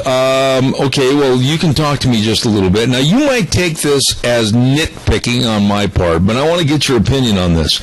Did you or were you aware, really, of all the things that were going on with the Idaho Regatta? As far as? Information, highlights. I just think, and I'm going to state my case, that the Idaho Regatta, big event, could be a much bigger event, could be much more local involvement, could have been a lot better if they would advertise the event on a local basis and create a local want-to-be-there attitude. Am I right or wrong? Well, I'm going to tread lightly on this one, considering the amount of money that they spent with us on advertising over the regatta, so I'm going to tread very, very lightly. Well, you go ahead and tread lightly, but we didn't get any of it on this talk show. We didn't get anybody to come on the talk show. We didn't get anybody to go do anything, and I had many, many people say, Idaho Regatta, did they have one this year? I honestly believe there could have been a lot better approach to the advertising and involving the local citizenry. Well, I think that honestly they did a great job, because we had them on interviews on quite a few of our different radio stations. So, well, you'll have to stand up for your part of it, but I'm going to stand up for my part of it. And we did not get anybody to even show an interest in coming on this talk show. And believe me, in the morning, this is the most listened to talk show, and I felt like we really got slighted. And I hope it's not that way next year. And I'm going to stand up and state my case. All I have to say is, go for it. All I'm saying is you need to get a hold of Christy Gilbert. Well, She's the one that's responsible. We did a lot in approaching various people, and I had numerous people call me and say, well, why weren't they on your program? How come we didn't know about it? And so I'm going to state my case saying, next year you should be on this show. Yeah. I'll let it go at that. Is contact with Christy Dilworth, and we do have Alan ready for you. All right, Alan Johnson, good morning with the Rupert 4th of July celebration. How are you? Good morning, Zeb. How are you today? So you had a customer, and you put me on the back burner, and my teapot was boiling over. Yeah, I said, I got to go talk to Zeb, so you got to hurry up and finish up. You've got quite a deal coming up with the great big Rupert's 4th of July celebration, 88th annual. Now, you haven't been there for all of them, have you? No, sir, but probably the last 20 at least, I think. You know, I've got a lot of ties to that 4th of July celebration, because way back in 1975, that's where my son was born. I was overdoing your event at Rupert for the 4th of July Pro Rodeo at that time, and he was born on the 4th of July. Oh, that's great. So we got a soft spot in your heart then. You better believe it. Well, quickly, in the time that we have here this morning, tell us about, starting off tomorrow morning, you're going to kick things off with a great big breakfast. Yeah, that's everything gets underway tomorrow morning, and Rupert's a little different, because we don't just celebrate on the 4th of July. We got a 5-day run here. And the Christmas Lighting Breakfast Committee for the City of Rupert starts off tomorrow morning at 6 a.m. in the Rupert City Square with that wonderful breakfast, and it'll run till 10 o'clock, so everybody has plenty of time to get down there. Looks like the weather is going to be fabulous, so it'll be a great morning to show up at the Rupert Square. You know, Alan, I get a kick out of what you just said. You know, a lot of people say, oh, it's going to be hot. Well, that's the 4th of July. That adds to all the mystique of having a great 4th is great weather, hot weather, and snow cones and kids eating ice cream and getting it all over their faces and on Dad's car seat. That's just part of the festivities, isn't it? Exactly, and we always get better crowds when the weather looks like what we're going to get here, you know, and I think everybody's just a little bit tired of the June wind, and so I think we're going to have huge crowds for this 4th of July because the weather just looks stunning for the next 4 to 5 days here. All right, now tell us, what are some of the other highlights that you really want to let people know about the Rupert 4th of July celebration? Well, of course, starting tomorrow evening and for the next few nights, we're going to have plenty of entertainment in the Rupert City Park. That's part of our what we call our Sounds of Freedom concert series, and so we kick off each evening at about 6 o'clock with some local entertainers. And then we have some premier bands that are our feature bands that we bring in from out of the area. Tomorrow evening will be a group from Salt Lake City called No Limits, and that's actually an 8-person band that comes out of Salt Lake City, and they have a real high-energy type show with lots of not only singing but entertaining the crowd. All right. We finish off tomorrow evening then at about 10:15. We're a little different than all the other towns. We do fireworks to kick our event off, so that'll be at about 10:15 tomorrow evening. And then on just a quick rundown on the rest of the... I'll tell you what we'll do, Alan. Let me interrupt you real quick. We've got a quick call. We'll see if the call pertains to what's happening in Rupert. You can answer it, and then we'll go back to this. Caller, real fast. You've only got 30 seconds. Go, please. I was disappointed with last year or the year before, I don't remember which. The jets never flew over the parade. I was curious to know if our military jets or helicopters are going to do a flyover. All right, well, let me answer that. Alan, what about the military jets on the parade? You know, it's become much harder to get the flyovers that we all used to love. The last couple of years, of course, we fought the budget cutbacks from the government, and we actually have to have some of our local legislators appeal to get whatever we can get on as far as the planes that are used. And I'm sorry to say, you sort of get what you get. We have to run that, clear up the chain of command to see what's available. And when they did the big budget cutback, a lot of that good public relations thing went out the door. All right, and I know that's... We're negotiating to have a flyover. I do know that what you said, Alan, is very true because I've worked with other events that have had some real hard sledding with that, so I know what you're talking about. Let's go right through the other activities real fast. Let's talk quickly about the Firecracker 500 lawnmower race at the fairgrounds. Hit that a little bit, would you please? That's Thursday night, July the 3rd, and registration for that begins at 5 o'clock for those who want to race, and the races get underway at 6 p.m., and tickets are real reasonable for that, $5 if you're an individual, and $15 for a family ticket, which is 4 or more people. And that's at the Minidoka County Fairgrounds. All right, Family Rodeo coming up on Friday, the 4th of July at 7 p.m. Yeah, that's run by the Minidoka County Fair Board, and that will be, as you said, on Friday evening, July the 4th. A lot of people, go home after our big parade the morning of the 4th, and then have their family function, and then they head out to the rodeo for something to do on the evening of the 4th. So that'll get underway at 7 p.m. It's the Minidoka County Fairgrounds, and that's $5 per person. All right. By the way, I want to back up real quick. That parade, is the parade route the same as it has been in other years, and it starts at 11 a.m.? Go ahead, Alan, please. Yes, that's correct. And the theme for our celebration this year is Let Freedom Ring. And so we'll be running the parade at the usual route that kind of comes down past the Hanson Mortuary and into the Rupert Square there by the Drift Inn. It'll go around the square exit out past the courthouse, and finish at the Rupert Hospital. Okay, but the main thing, it's fun for the whole family, whether it's the food booths, whether it's the entertainment, whether it's the lawnmower races. Man, you've got something for everybody, don't you? Yeah, we think we've got a nice lineup of things, and I'll tell you the one thing that makes this celebration special is whether you're talking about our big fireworks show or these bands that we're bringing in, it's done by our corporate sponsors and a lot of families who send us donations, and you know, as long as that continues, we'll have a celebration. But the best part is most of the events, at least in the Rupert Park, are absolutely free. Absolutely. Alan Johnson, a really, really nice guy, took time out from his busy work schedule to come on the program with us this morning and talk about Rupert's 88th annual 4th of July celebration with the theme, Let Freedom Ring. Starts tomorrow morning with the big breakfast. Alan, God bless. Thank you so much. Okay. Thanks for all your support, Zeb, and we hope everybody can get out and join us for a wonderful 4th of July. All right. God bless you, man. Thanks so much. There you go, Alan Johnson, a really good guy over in Rupert for their 4th of July celebration, and it all starts tomorrow morning with that Christmas in July breakfast at the City Park starting at 6 o'clock in the morning. Don't you miss it.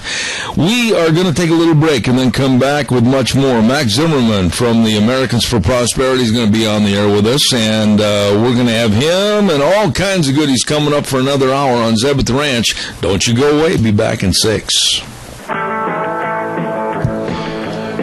Oh, welcome back. Hour number 3, Zeb at the Ranch, and it's a Monday, brought to you by, of course, our major sponsor, your Magic Valley Les Schwab Tire Centers, all 7 locations serving you, and some of our great advertisers, including Lee's Furniture, Floors, and More at 459 Overland in Burley, and our friends at Western Waste Services, always at your disposal. Get on the route service today. Get rid of your garbage. Call Kelly at 734-6969. We're going to have our guest with us in just a few minutes, but I've got some items that I have to get on the air here real quick. First of all, the Chadwick Sports Grill at 139 West Main in Burley.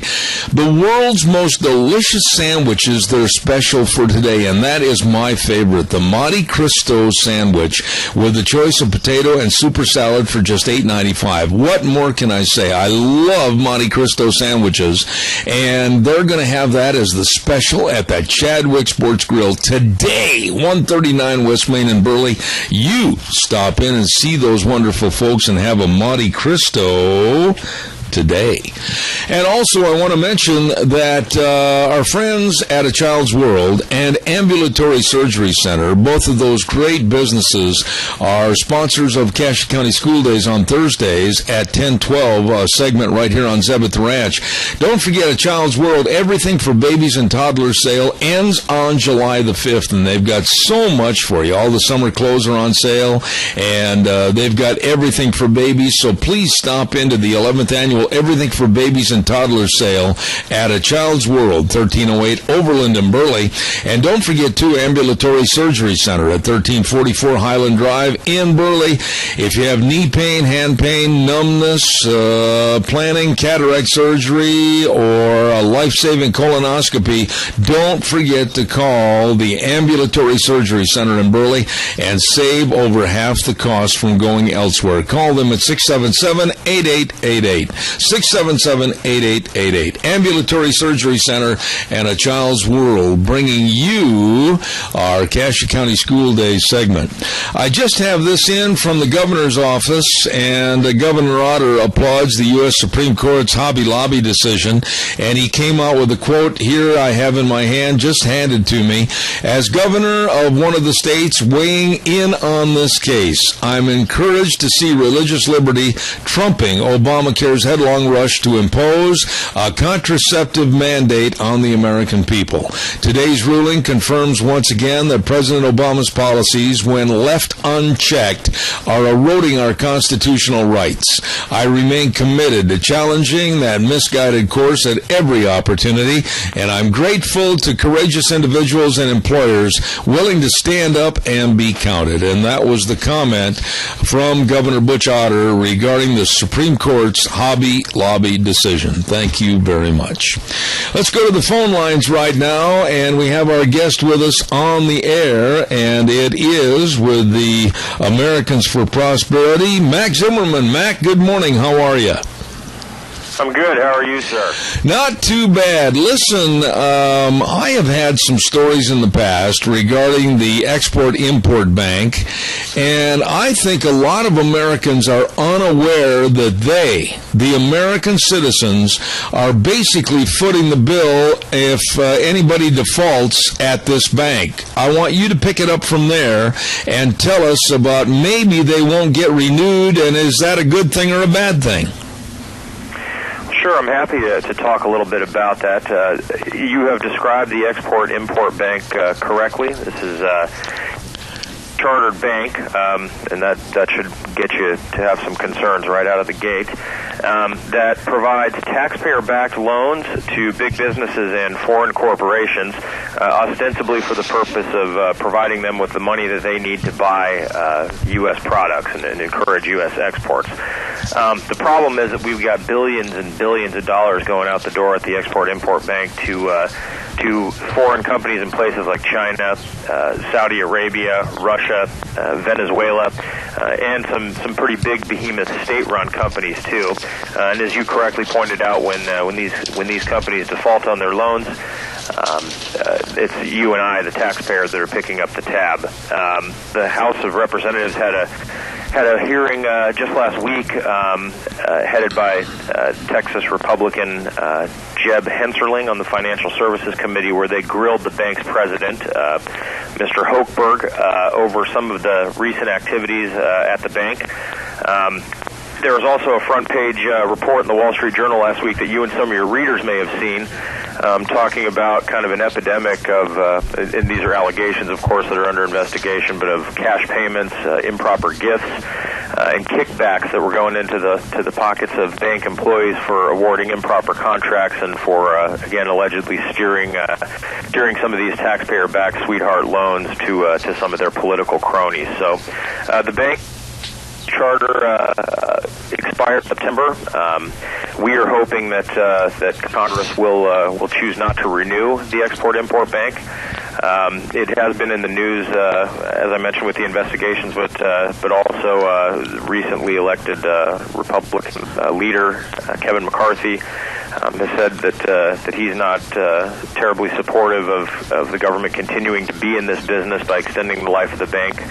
And the House Speaker has also not said whether or not he would support it or whether or not he would schedule a vote on that. So one of the lines here a lot of people using in the activist community who are not terribly supportive of the Export-Import Bank is to say that all they're asking Congress to do is nothing, and if they do nothing, then this bank will fade away, and the liability that it poses to taxpayers will fade away with it. I want you to respond to this, Mac, and it was really kind of interesting that right after I booked you to come on this program and talk about the Export-Import Bank, our local Times News newspaper ran a story about some of the businesses that are in this area that benefit from the bank being in operation. And the headline of the story was Bank in the Balance, and the subheadline was Showdown in D.C. Looms Over the Future of Export-Import Bank. And I want to read you the first two paragraphs of the story. A federally run bank that has supported about $174 million worth of Idaho exports over the past 7 years could be on the chopping block. Some congressional Republicans are pushing not to renew the charter of the Export-Import Bank of the United States when it expires in September. Nowhere in the story, and this is what bugs me, if you're going to do a story about any subject, you should look at the pros and cons and be a good journalist and lay that out for the public. Nowhere in the story does it say that the American taxpayer is on the hook for any of these businesses or countries that default, and the American taxpayer has to pay the default of those loans. Am I right or wrong?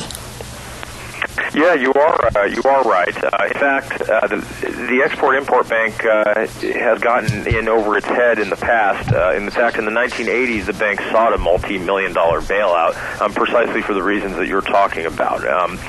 And you do hear some discussion from folks in the business sector supporting the bank, and that's not terribly surprising, given that the bank is doling out these benefits that are backed by you and I. So in much the same way that a lot of folks who receive farm subsidies will support continued farm subsidies, you see a lot of folks who benefit from the largesse of the bank, wanting to keep that around, and that's again not terribly surprising, but. At the end of the day, if some of these companies, and again, the lion's share of Export-Import Bank loans go to just a handful of huge companies, if the deals that they're talking about are meritorious and those are good investments for the company, good investments for U.S. exports, then you're going to see private financiers step up to the plate and underwrite those loans. And in the case of some of these really big businesses, they may have the capacity to do that in-house.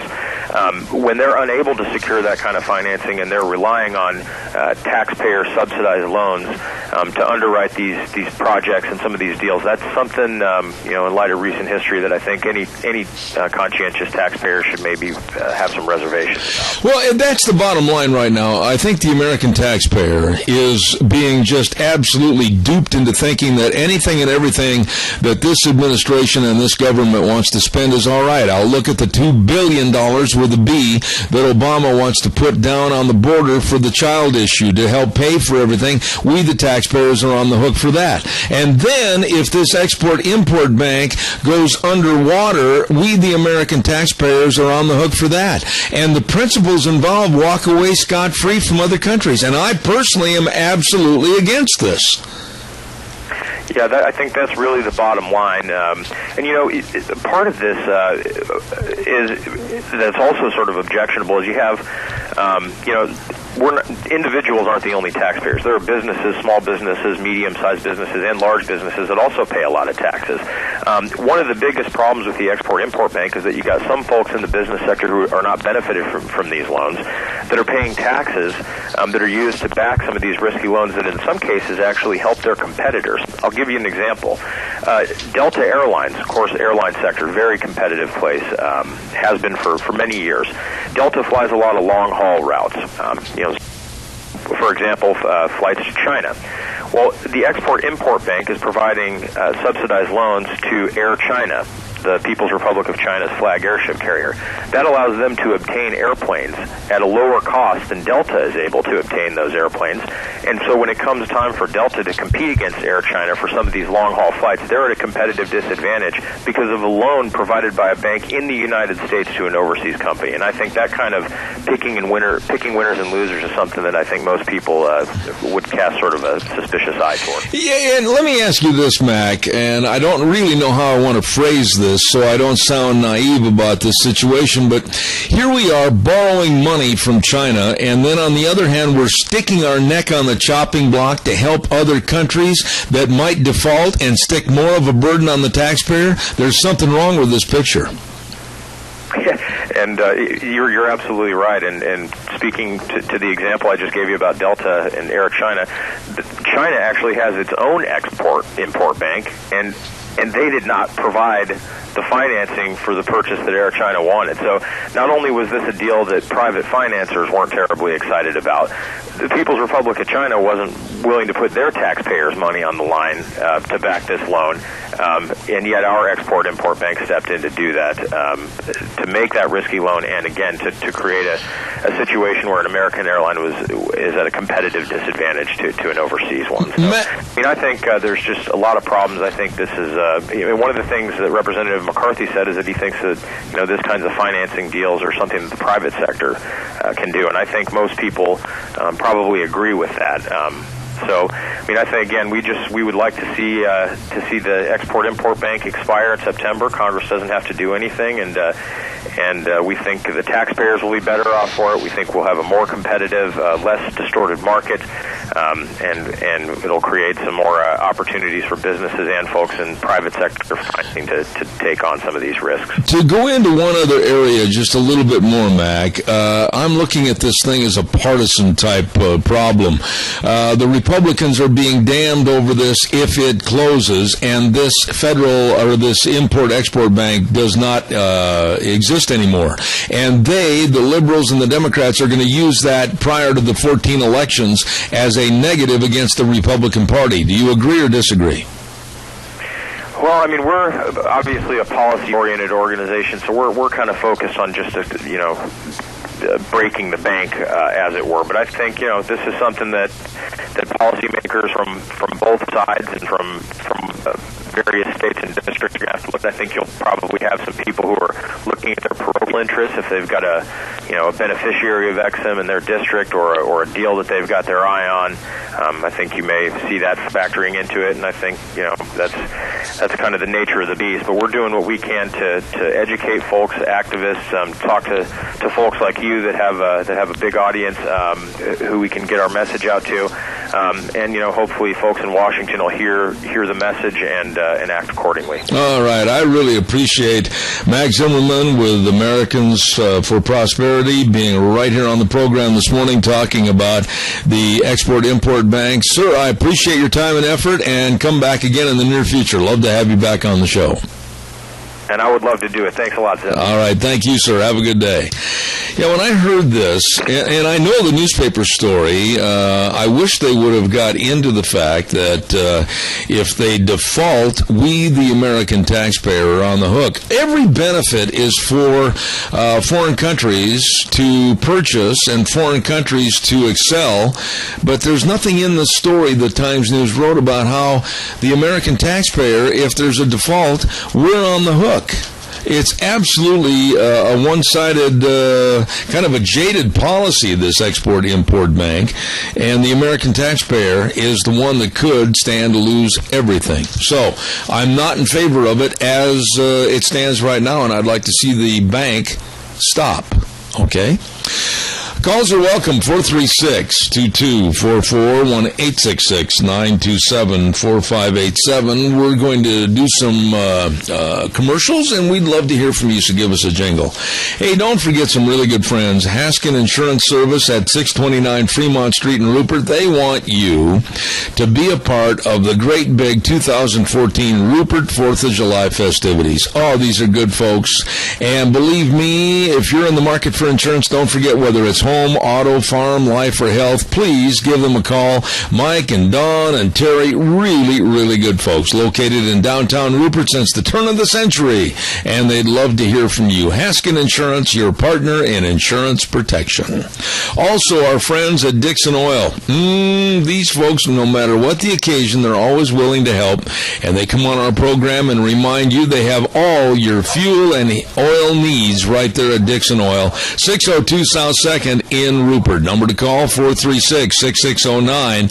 And they can also work on your heating systems, your ventilation system, or your air conditioning systems. They really are sharp. Daryl and the rest of the crew at Dixon Oil, they wish you a very happy and family fun 4th of July, Independence Day 2014. Thank you, Dixon Oil. All right, calls are welcome, 436-2244, 1-866-927-4587. Give me a call. I'd like to hear from you. And while I'm waiting for your call, I want to remind you that when it comes to plumbing, I know, you don't want to think about plumbing problems. Well, when you do have a plumbing problem and you need somebody to fix it right away for all your plumbing service needs, I know one call that is going to take care of it all, and that's Harris Plumbing NG. Number to call, 431-8633. Excellent service, and I can say emphatically that is the truth. Excellent service, reliable, responsible, very professional. The job is done right, efficiently, and respectfully. I am very impressed. Harris Plumbing NG. Call them today at 431-8633. Okay, give us a call on the landline, 436-2244, 1-866-927-4587. I was going to look over here and see the POW MIA food booth over in Rupert. Let's see, what are they going to be doing? They're going to be over at the City Park, and they're going to be cooking July 1st through the 5th, 10 a.m. to 10 p.m. daily.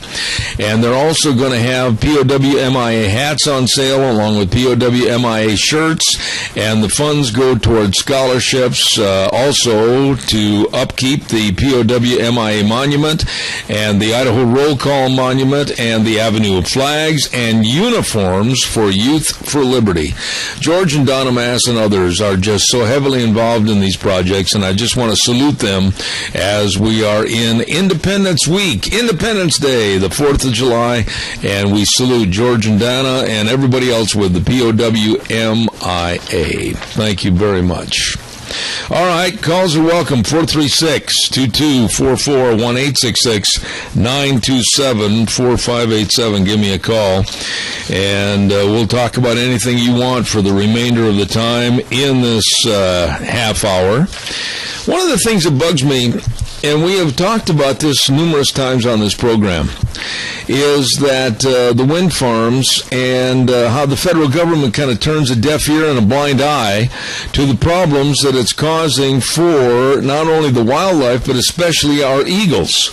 And then they make a deal down in California, and I'm very familiar with this area, around Fresno, California. A deal with federal officials will make a California wind farm. Now listen closely to this. The first in the nation to avoid prosecution if eagles are injured or die when they run into the giant turning blades at this wind farm. You know, you would think the environmental movement in this country would be outraged. And they're receiving a special permit allowing accidental harm to up to 5 eagles over 5 years. Conservationists sued the Obama administration this month over the permit, arguing the government failed to evaluate the consequences to the eagles. But the government says, nope, we're going to go ahead with the wind farms, and there won't be any penalties. What are your thoughts about this? As long as you go along with the Obama green energy, you're in like Flynn. All right, give me a jingle, 436-2244, 1-866-927-4587. Again, I want to mention thank you. Last week on Thursday, and we'll get Gina on the air here a little bit. Gina, thank you for the effort last Thursday, along with Sharon Hardy-Mills, for filling in for me. I had the most enjoyable time up at the National Potato Council meeting in Sun Valley. We got there in the afternoon and sat on the veranda with a lot of people that we met from Michigan and my home state of Wisconsin and other places, and visited until the early evening. The weather was perfect up there. I haven't been to Sun Valley for a long, long time. And it sounds like you had a wonderful time. Have you ever gone up there and just sat and just watched the beautiful countryside? Last time I went up there, we went to Redfish Lake, and it was a lot of fun. Well, I'm talking right there in Sun Valley at the Sun Valley Inn, and we had a adult beverage and watched the sun go down. Mm-hmm. And then we got up early in the morning and went to the breakfast, and we gave our speech, and then we left, and I pulled out of there at 10 o'clock and had to drive across the mountains over to Boise and go to a doctor's appointment and then come home. So this is the amazing thing I was going to tell you about. You're a mechanic. I had a brand new transmission put in my pickup, you know. I burned the old one up. And for some reason, and I hope it doesn't change, I hope nothing happens, but I am getting close to 20 miles to the gallon right now. And a lot of that could be attributed to the transmission, because that does play an effect on gas mileage. So don't touch anything. Exactly. You've got a phone call. Take a call. We've got 2 minutes left. Good morning, caller. You're on the air. Morning, Zeb. I just wanted to give you some good news. Supreme Court has ruled on a 5-4 decision. Hobby Horse does not have to force abortion controls on their employees. We have had that story on already on numerous times, and we've also read Governor Otter's response to the Hobby Lobby and Conestoga Wood decision with the Supreme Court. And I think it's going to do a lot to stymie and stifle Obamacare, and I'm very excited about it. And I do appreciate your following up and calling us. And 5-4 decision is as good as a whatever decision. I mean, that's a powerful, powerful thing that happened against Obamacare, and I'm very happy about it. Well, I'm hoping they eliminate it altogether eventually. I do too. So thank you so much for your call. Appreciate it. Thank you. Bye-bye. Yeah, it's a big, big ruling, and I'm going to try to get a hold of Dean Cameron and see if maybe I can't squeeze him in somehow to the schedule over the next couple of days and talk about that ruling with the Supreme Court, what it means basically against Obamacare. And right now we're going to send it back over to our main studios, but before I do, I also want to remind you about some really good folks, and that, of course, is Matt Darrington and Brent Anthon of Anthon Darrington PLLC. When it comes to law and when it comes to needing help with the law, these guys can really serve you. Brett Anthon and Matt Darrington, and of course, wills, trusts, estates, ag law, water law, farm leases, purchases, family law, they can serve you. Again, remember the names. These are a couple of Declo boys that really can serve you. Brett Anthon and Matt Darrington of Anthon Darrington PLLC, 601 7th Street in Rupert. Number to call, 260-5280. We'll be back in just a few minutes. And now back to Zeb at the Ranch on AM 1230 KBAR. To reach Zeb, call 436-2244 or toll free 1-866-927-4587. And now, here is Zeb Bell. Oh my, welcome back. Hour number 3. And don't forget, Let Freedom Ring at the Rupert 4th of July celebration starts tomorrow morning at 6 a.m. right there in the city square with the Christmas in July breakfast and food booths galore, entertainment, all kinds of fun, just like we talked to Alan Johnson earlier. It's going to be a great festive event, always is. 88th annual Rupert 4th of July celebration. Don't you miss it. Going to be great. Right now, with us on the telephone, we're going to have a gentleman by the name of Thomas Fletcher with Americans for Prosperity, AFP. Good morning, Tom. How are you? Morning. How are you, Zeb? I'm good. Glad to have you on the program. Hey, let me ask you something. I see that Obama administration earlier this last week had a Working Families Summit, and they're oh so concerned as to how the American family can exist and what they can do to help. Well, I'll tell you one thing they can do is start lowering the price of fuel. They can start working on an energy program. They can start working on a better economy. He can stay in the Oval Office. He can do the job as president. Are those a few starters you'd like to talk about this morning? Well, I think what the president needs to be doing is not having summits, but I think be passing legislation that helps working families. And I think that, and unfortunately, he's not doing that right now. But I think you bring up a very good point of listing a bunch of things that he can be doing, but unfortunately, we don't see those coming out. So I think he's increasing the burden on working families, and I think that's hurting folks all across the country. You know, when you think about this, Tom, you don't mind if I call you Tom, do you? Absolutely not. Okay. When you think about this situation, it's so ridiculous and ambiguous. When you look at families that are suffering, the reason they're suffering is they haven't got enough money to put in the gas tank to take the kids to the shoe store. They can't take the kids for an ice cream cone. They can't go anywhere. They just exist. They got barely enough money to go to work. They're trying to pay more stupid and frivolous taxes. The government is trying to take $2 billion of our dollars as taxpayers and send it down on the border because they claim we're responsible for the influx of illegal alien children. Our economy is in the tank and our heels are on the edge of the cliff because of this administration, and now they want to try to tell families what to do? Holy buckets, Tom, this is stupid. Well, I think what we need to see coming out of Washington, but more specifically coming out of the White House, are policies that make life easier for working families and that help make life work for them. But like you said earlier, we just aren't seeing that. I think what the government, and specifically this administration, should be doing is helping cut red tape, help, and making just life easier on those working families that are struggling in this down economy right now. What good, honestly, you've studied this, Tom, you know more about it than I do by far, but what good is a family summit going to do back in Washington, D.C. with the president? What possible edicts or what possible value is going to come out of a meeting like this? Right, I think, talk is cheap, quite frankly. I think what we need to see is action, and I don't think having having a meeting about it is the most productive use of everyone's time. I think that the president should be passing legislation, should be working across the aisle and trying to get legislation that I think Democrats and Republicans agree on to help those families that you've highlighted. So I think that he's wasting time and should be more proactive in passing legislation. Okay, now when you say legislation, I'm going to hold your feet to the fire on that one a little bit, Tom. What do you mean? What kind of legislation? Actually, when I think about government and bureaucracy and more control and then that word legislation, I got to admit to you, man, you're throwing cold water on me.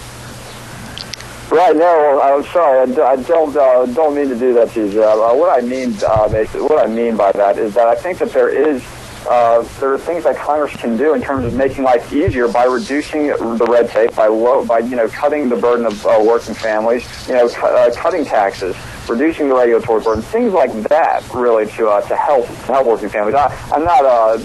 Let me be clear. I'm not saying that more red tape, more regulation should come out of Washington, because I think at the end of the day that hurts working families. When you look at this family and you look at President Obama and his wife Michelle, really, and I've questioned this for years.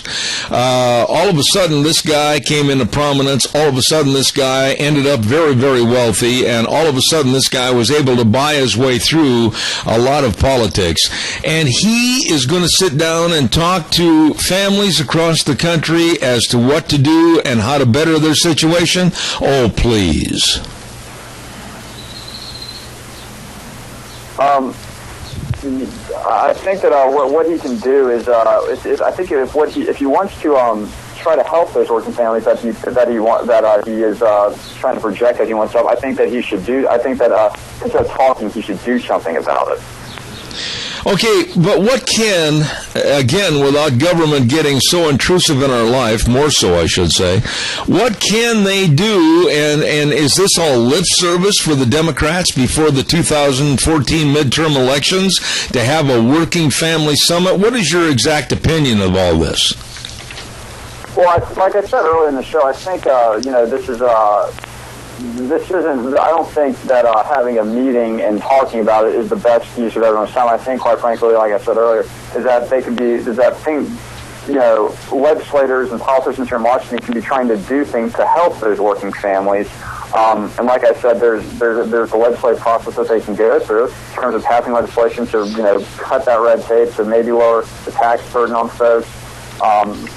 Just to do, they don't have to do big things, but they can do little things to, try and send a message to people across the country that, Washington does get it. Unfortunately, I think we should be reversed. Washington clearly doesn't get it. They're spending too much money. The regulatory burden is way too high, and I think that leads to a huge disappointment and distrust right now in what's going on in Washington. One thing, Tom, I don't know if you want to comment on this or not, but I know there's a big push, a huge push, to raise the minimum wage, and there's some people that would like to see it go to $15 an hour, which I think is absolutely ridiculous, because we're going to be seeing skyrocketing unemployment. We're going to see a lot of small businesses fold their tent. We're going to see a lot of employers cancel quite a few jobs that are going to be deemed unnecessary. All of this is hurting the so-called working class. Can't the government see this? Sure, no. I think what you've seen, and the president obviously made this kind of the centerpiece of his, of this income inequality agenda that he's driving. But I think what has been seen from not only economists, but I think a whole host of people, and raising the minimum wage, I think, to $15 is just a bad idea. The Congressional Budget Office, which looks at legislation and provides a fiscal analysis of it, said that this would cost 500,000 jobs. across the country. Hundreds of economists signed a letter saying that this is a poorly targeted anti-poverty measure. So I think that the data backs up that this is a bad idea, not just from politicians, but from renowned economists saying that you should not do this. Mm-hmm. Now, let me ask you, in regards to Obama himself, is this kind of just nothing more than a PR story, just to make him look good, feel good in front of the American public, or is there really any real crux to the matter of having this meeting? I mean, is it just something for show? Yeah, I would have to leave that one up to. I don't know, to be honest with you. I think that what I do know is that I think if you wanted to help the people that we're talking about here, that I think that he should be doing something and working with legislators on both sides of the aisle to try and help those families that are struggling. I think that's what he can do. What about Americans for Prosperity? Give us a little background on your group and why you study various things like this summit. I mean, give us a little background about what you do and what you're trying to achieve daily. Sure. Well, Americans for Prosperity is the country's largest grassroots issue advocacy organization. We advocate on issues on behalf of grassroots activists, mainly on a whole host of issues, actually, whether it's fiscal issues, healthcare, energy-related items. So we try, on behalf of our activists, we try and let lawmakers across the country, but also here in Washington, know what is going on, what our activists are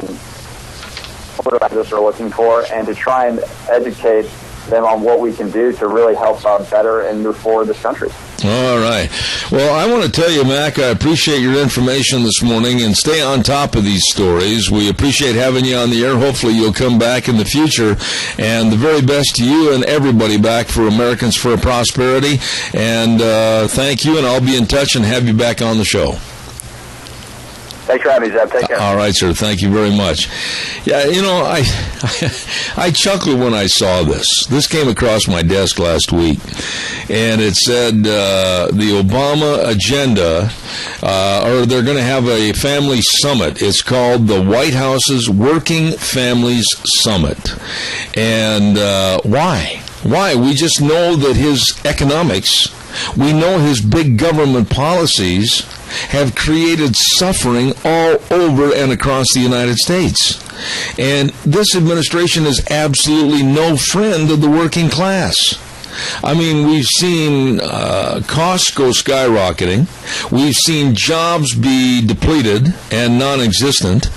Why do they need meetings? And I'll go back to one thing I said on this program many, many times, and if somebody wants to take issue with it, go ahead. The number one thing that we need in this country right now is a much more cost-effective for the consumer energy program. Lower the gas price, and I'll guarantee you'll see an increase in all the other values that this country needs. We lower the fuel price, and we're going to see job resurgence. We're going to see more investment. We're going to see more creativity with jobs. We're going to see more creativity with businesses. We're going to see more expansion. We're going to see the American ideal grow.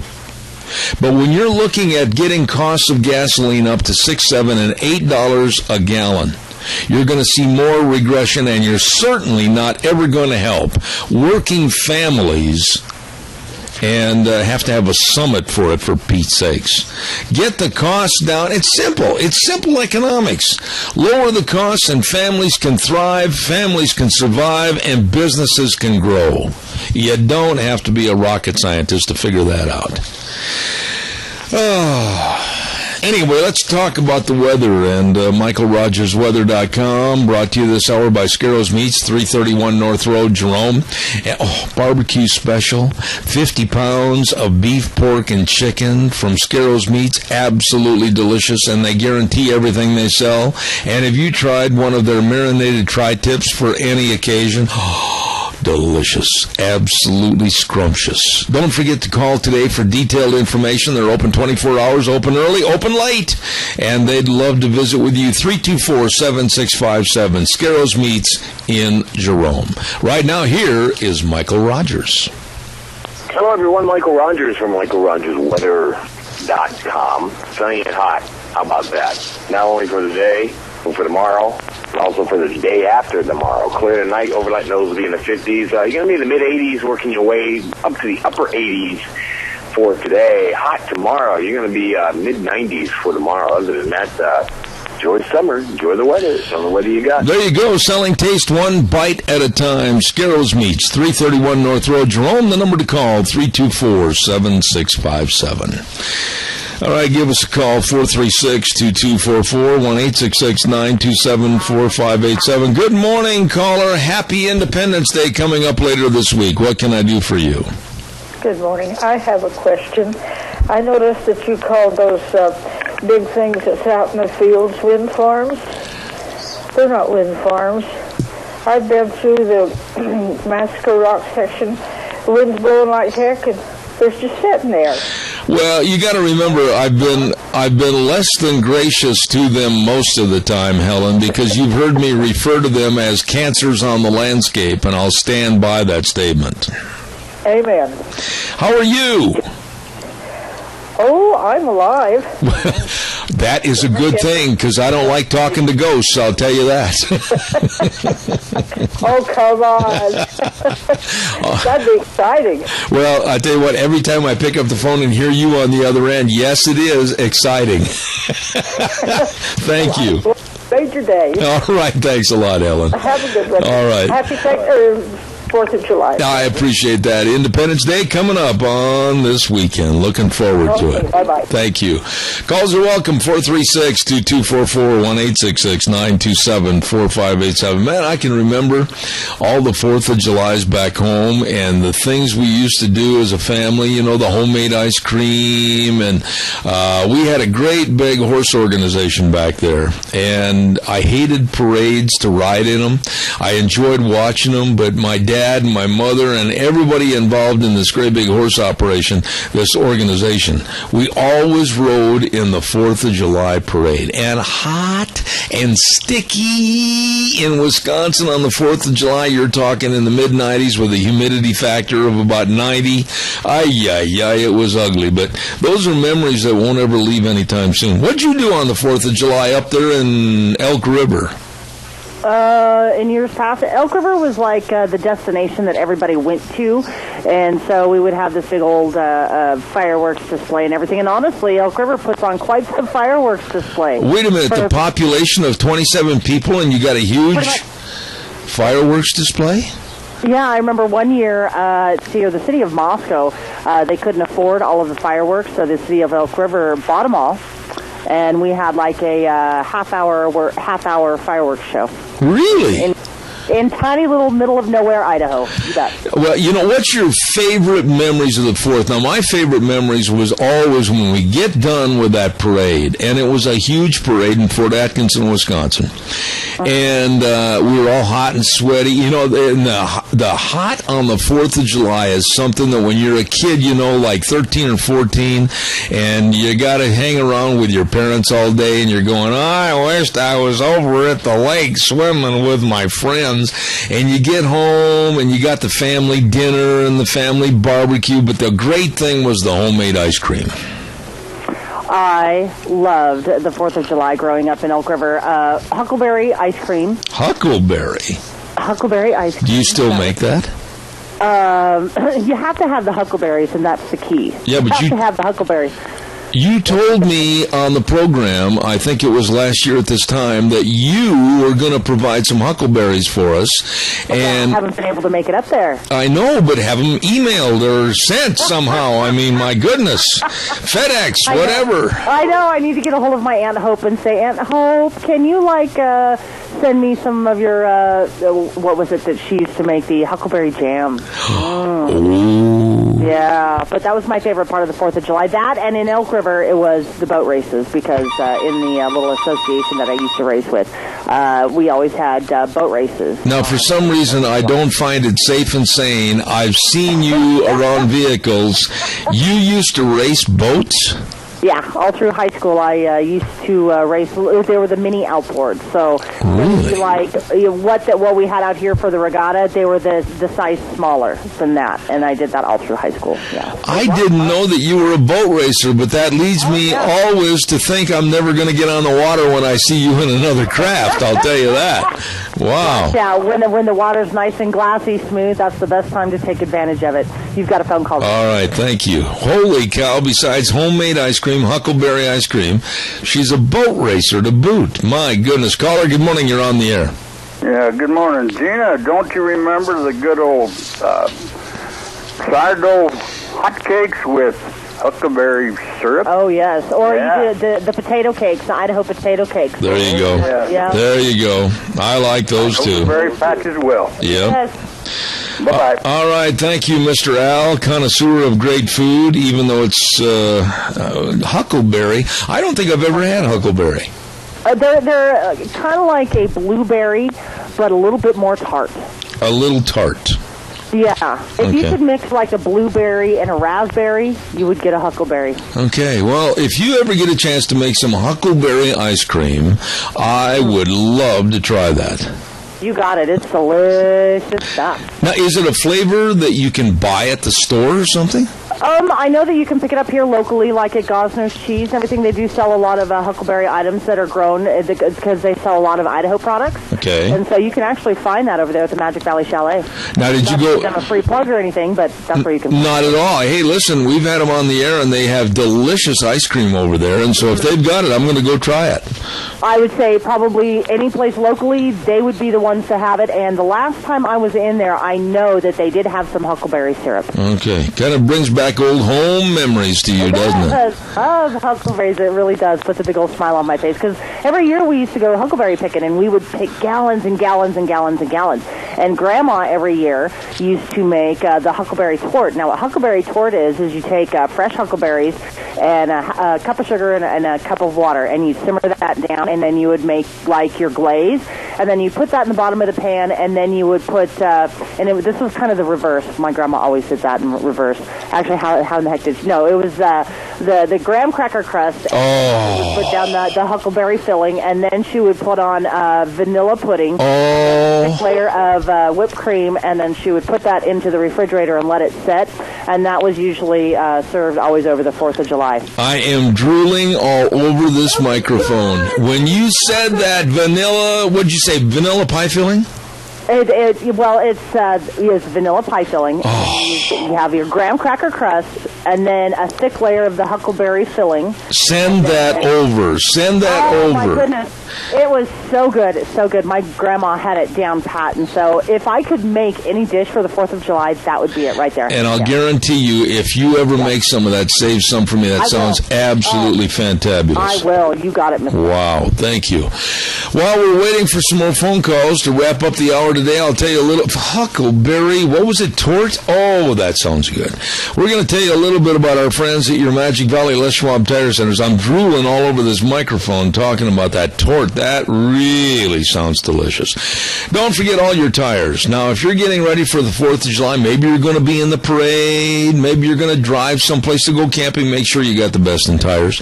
Make sure that you're ready to go safely. And I know the Magic Valley Les Schwab Tire Centers have got all your tires. They'll make sure your brakes are working right. They'll make sure the front end is aligned. They'll make sure that you've got the best in shocks and struts. Make sure that you got a battery. You get up on the mountaintop, you're going to turn it, it's going to go, yep, we're off and running. They've got everything for you right there at all 7 locations, including easy credit plans. 4 different credit plans are available and serving you at your Magic Valley Les Schwab Tire Centers. You stop in and see them today. Lane and Rupert, Dave on Blue Lakes and Twin, Mike and Buell, Mike and Jerome, the Twist family in Paul, John on Poline in Twin Falls, and Randy on Overland and Burley, your Magic Valley Les Schwab Tire Centers. Really nice people. Good morning, caller. You're on the air. Go ahead. Hey, good morning, Zeb. Your homemade ice cream got me to thinking. I need a really big ice cream maker for a family reunion, and wonder if anybody would have one we could rent or borrow or something. All right, when you say a really big ice cream maker, how many gallon are you talking about, Jim? Well, I got to feed 100 people, probably. Okay, 100 people. Anybody out there in Radio Land that has a big homemade ice cream maker and you'd lease it or just let him use it or whatever, call Jim McCall, and the number's 431-1666. Right, Jim? That's right, sir. If you get a hold of any McCall that you might know, we'd sure appreciate that. And you got to feed 100 people homemade ice cream, right? I'm figuring at least 100. We could have 125, something like that. Well, I know you're going to have at least 102 if you're making homemade ice cream. Deanne and I will be there. You would be welcome. All right, well, we'll put the word out. Anybody out there that's got a homemade ice cream maker that'll make a whole bunch of homemade ice cream, call Jim McCall at 431-1666. Jim, we'll put it on the air again tomorrow for you. Hey, thanks a bunch. Appreciate it. All right, take care of yourself. Homemade ice cream, absolutely fantastic. Thank you. Got to run tomorrow on the program. We got a lot of people. Brian Fairchild from the CIA, former CIA member. We had so many people write and call and say, please have him back on the program soon. We're going to have him on the air. We're going to have filmmaker Joel Gilbert on the program, along with Dr. History and many, many others. Tomorrow starting at 8:06 right here on Zeb at the Ranch. Tune in, and don't forget, you can listen also if you're out of the area on ZebBell.com. The way things were, the way things ought to be. Zeb at the Ranch. We'll see you tomorrow morning.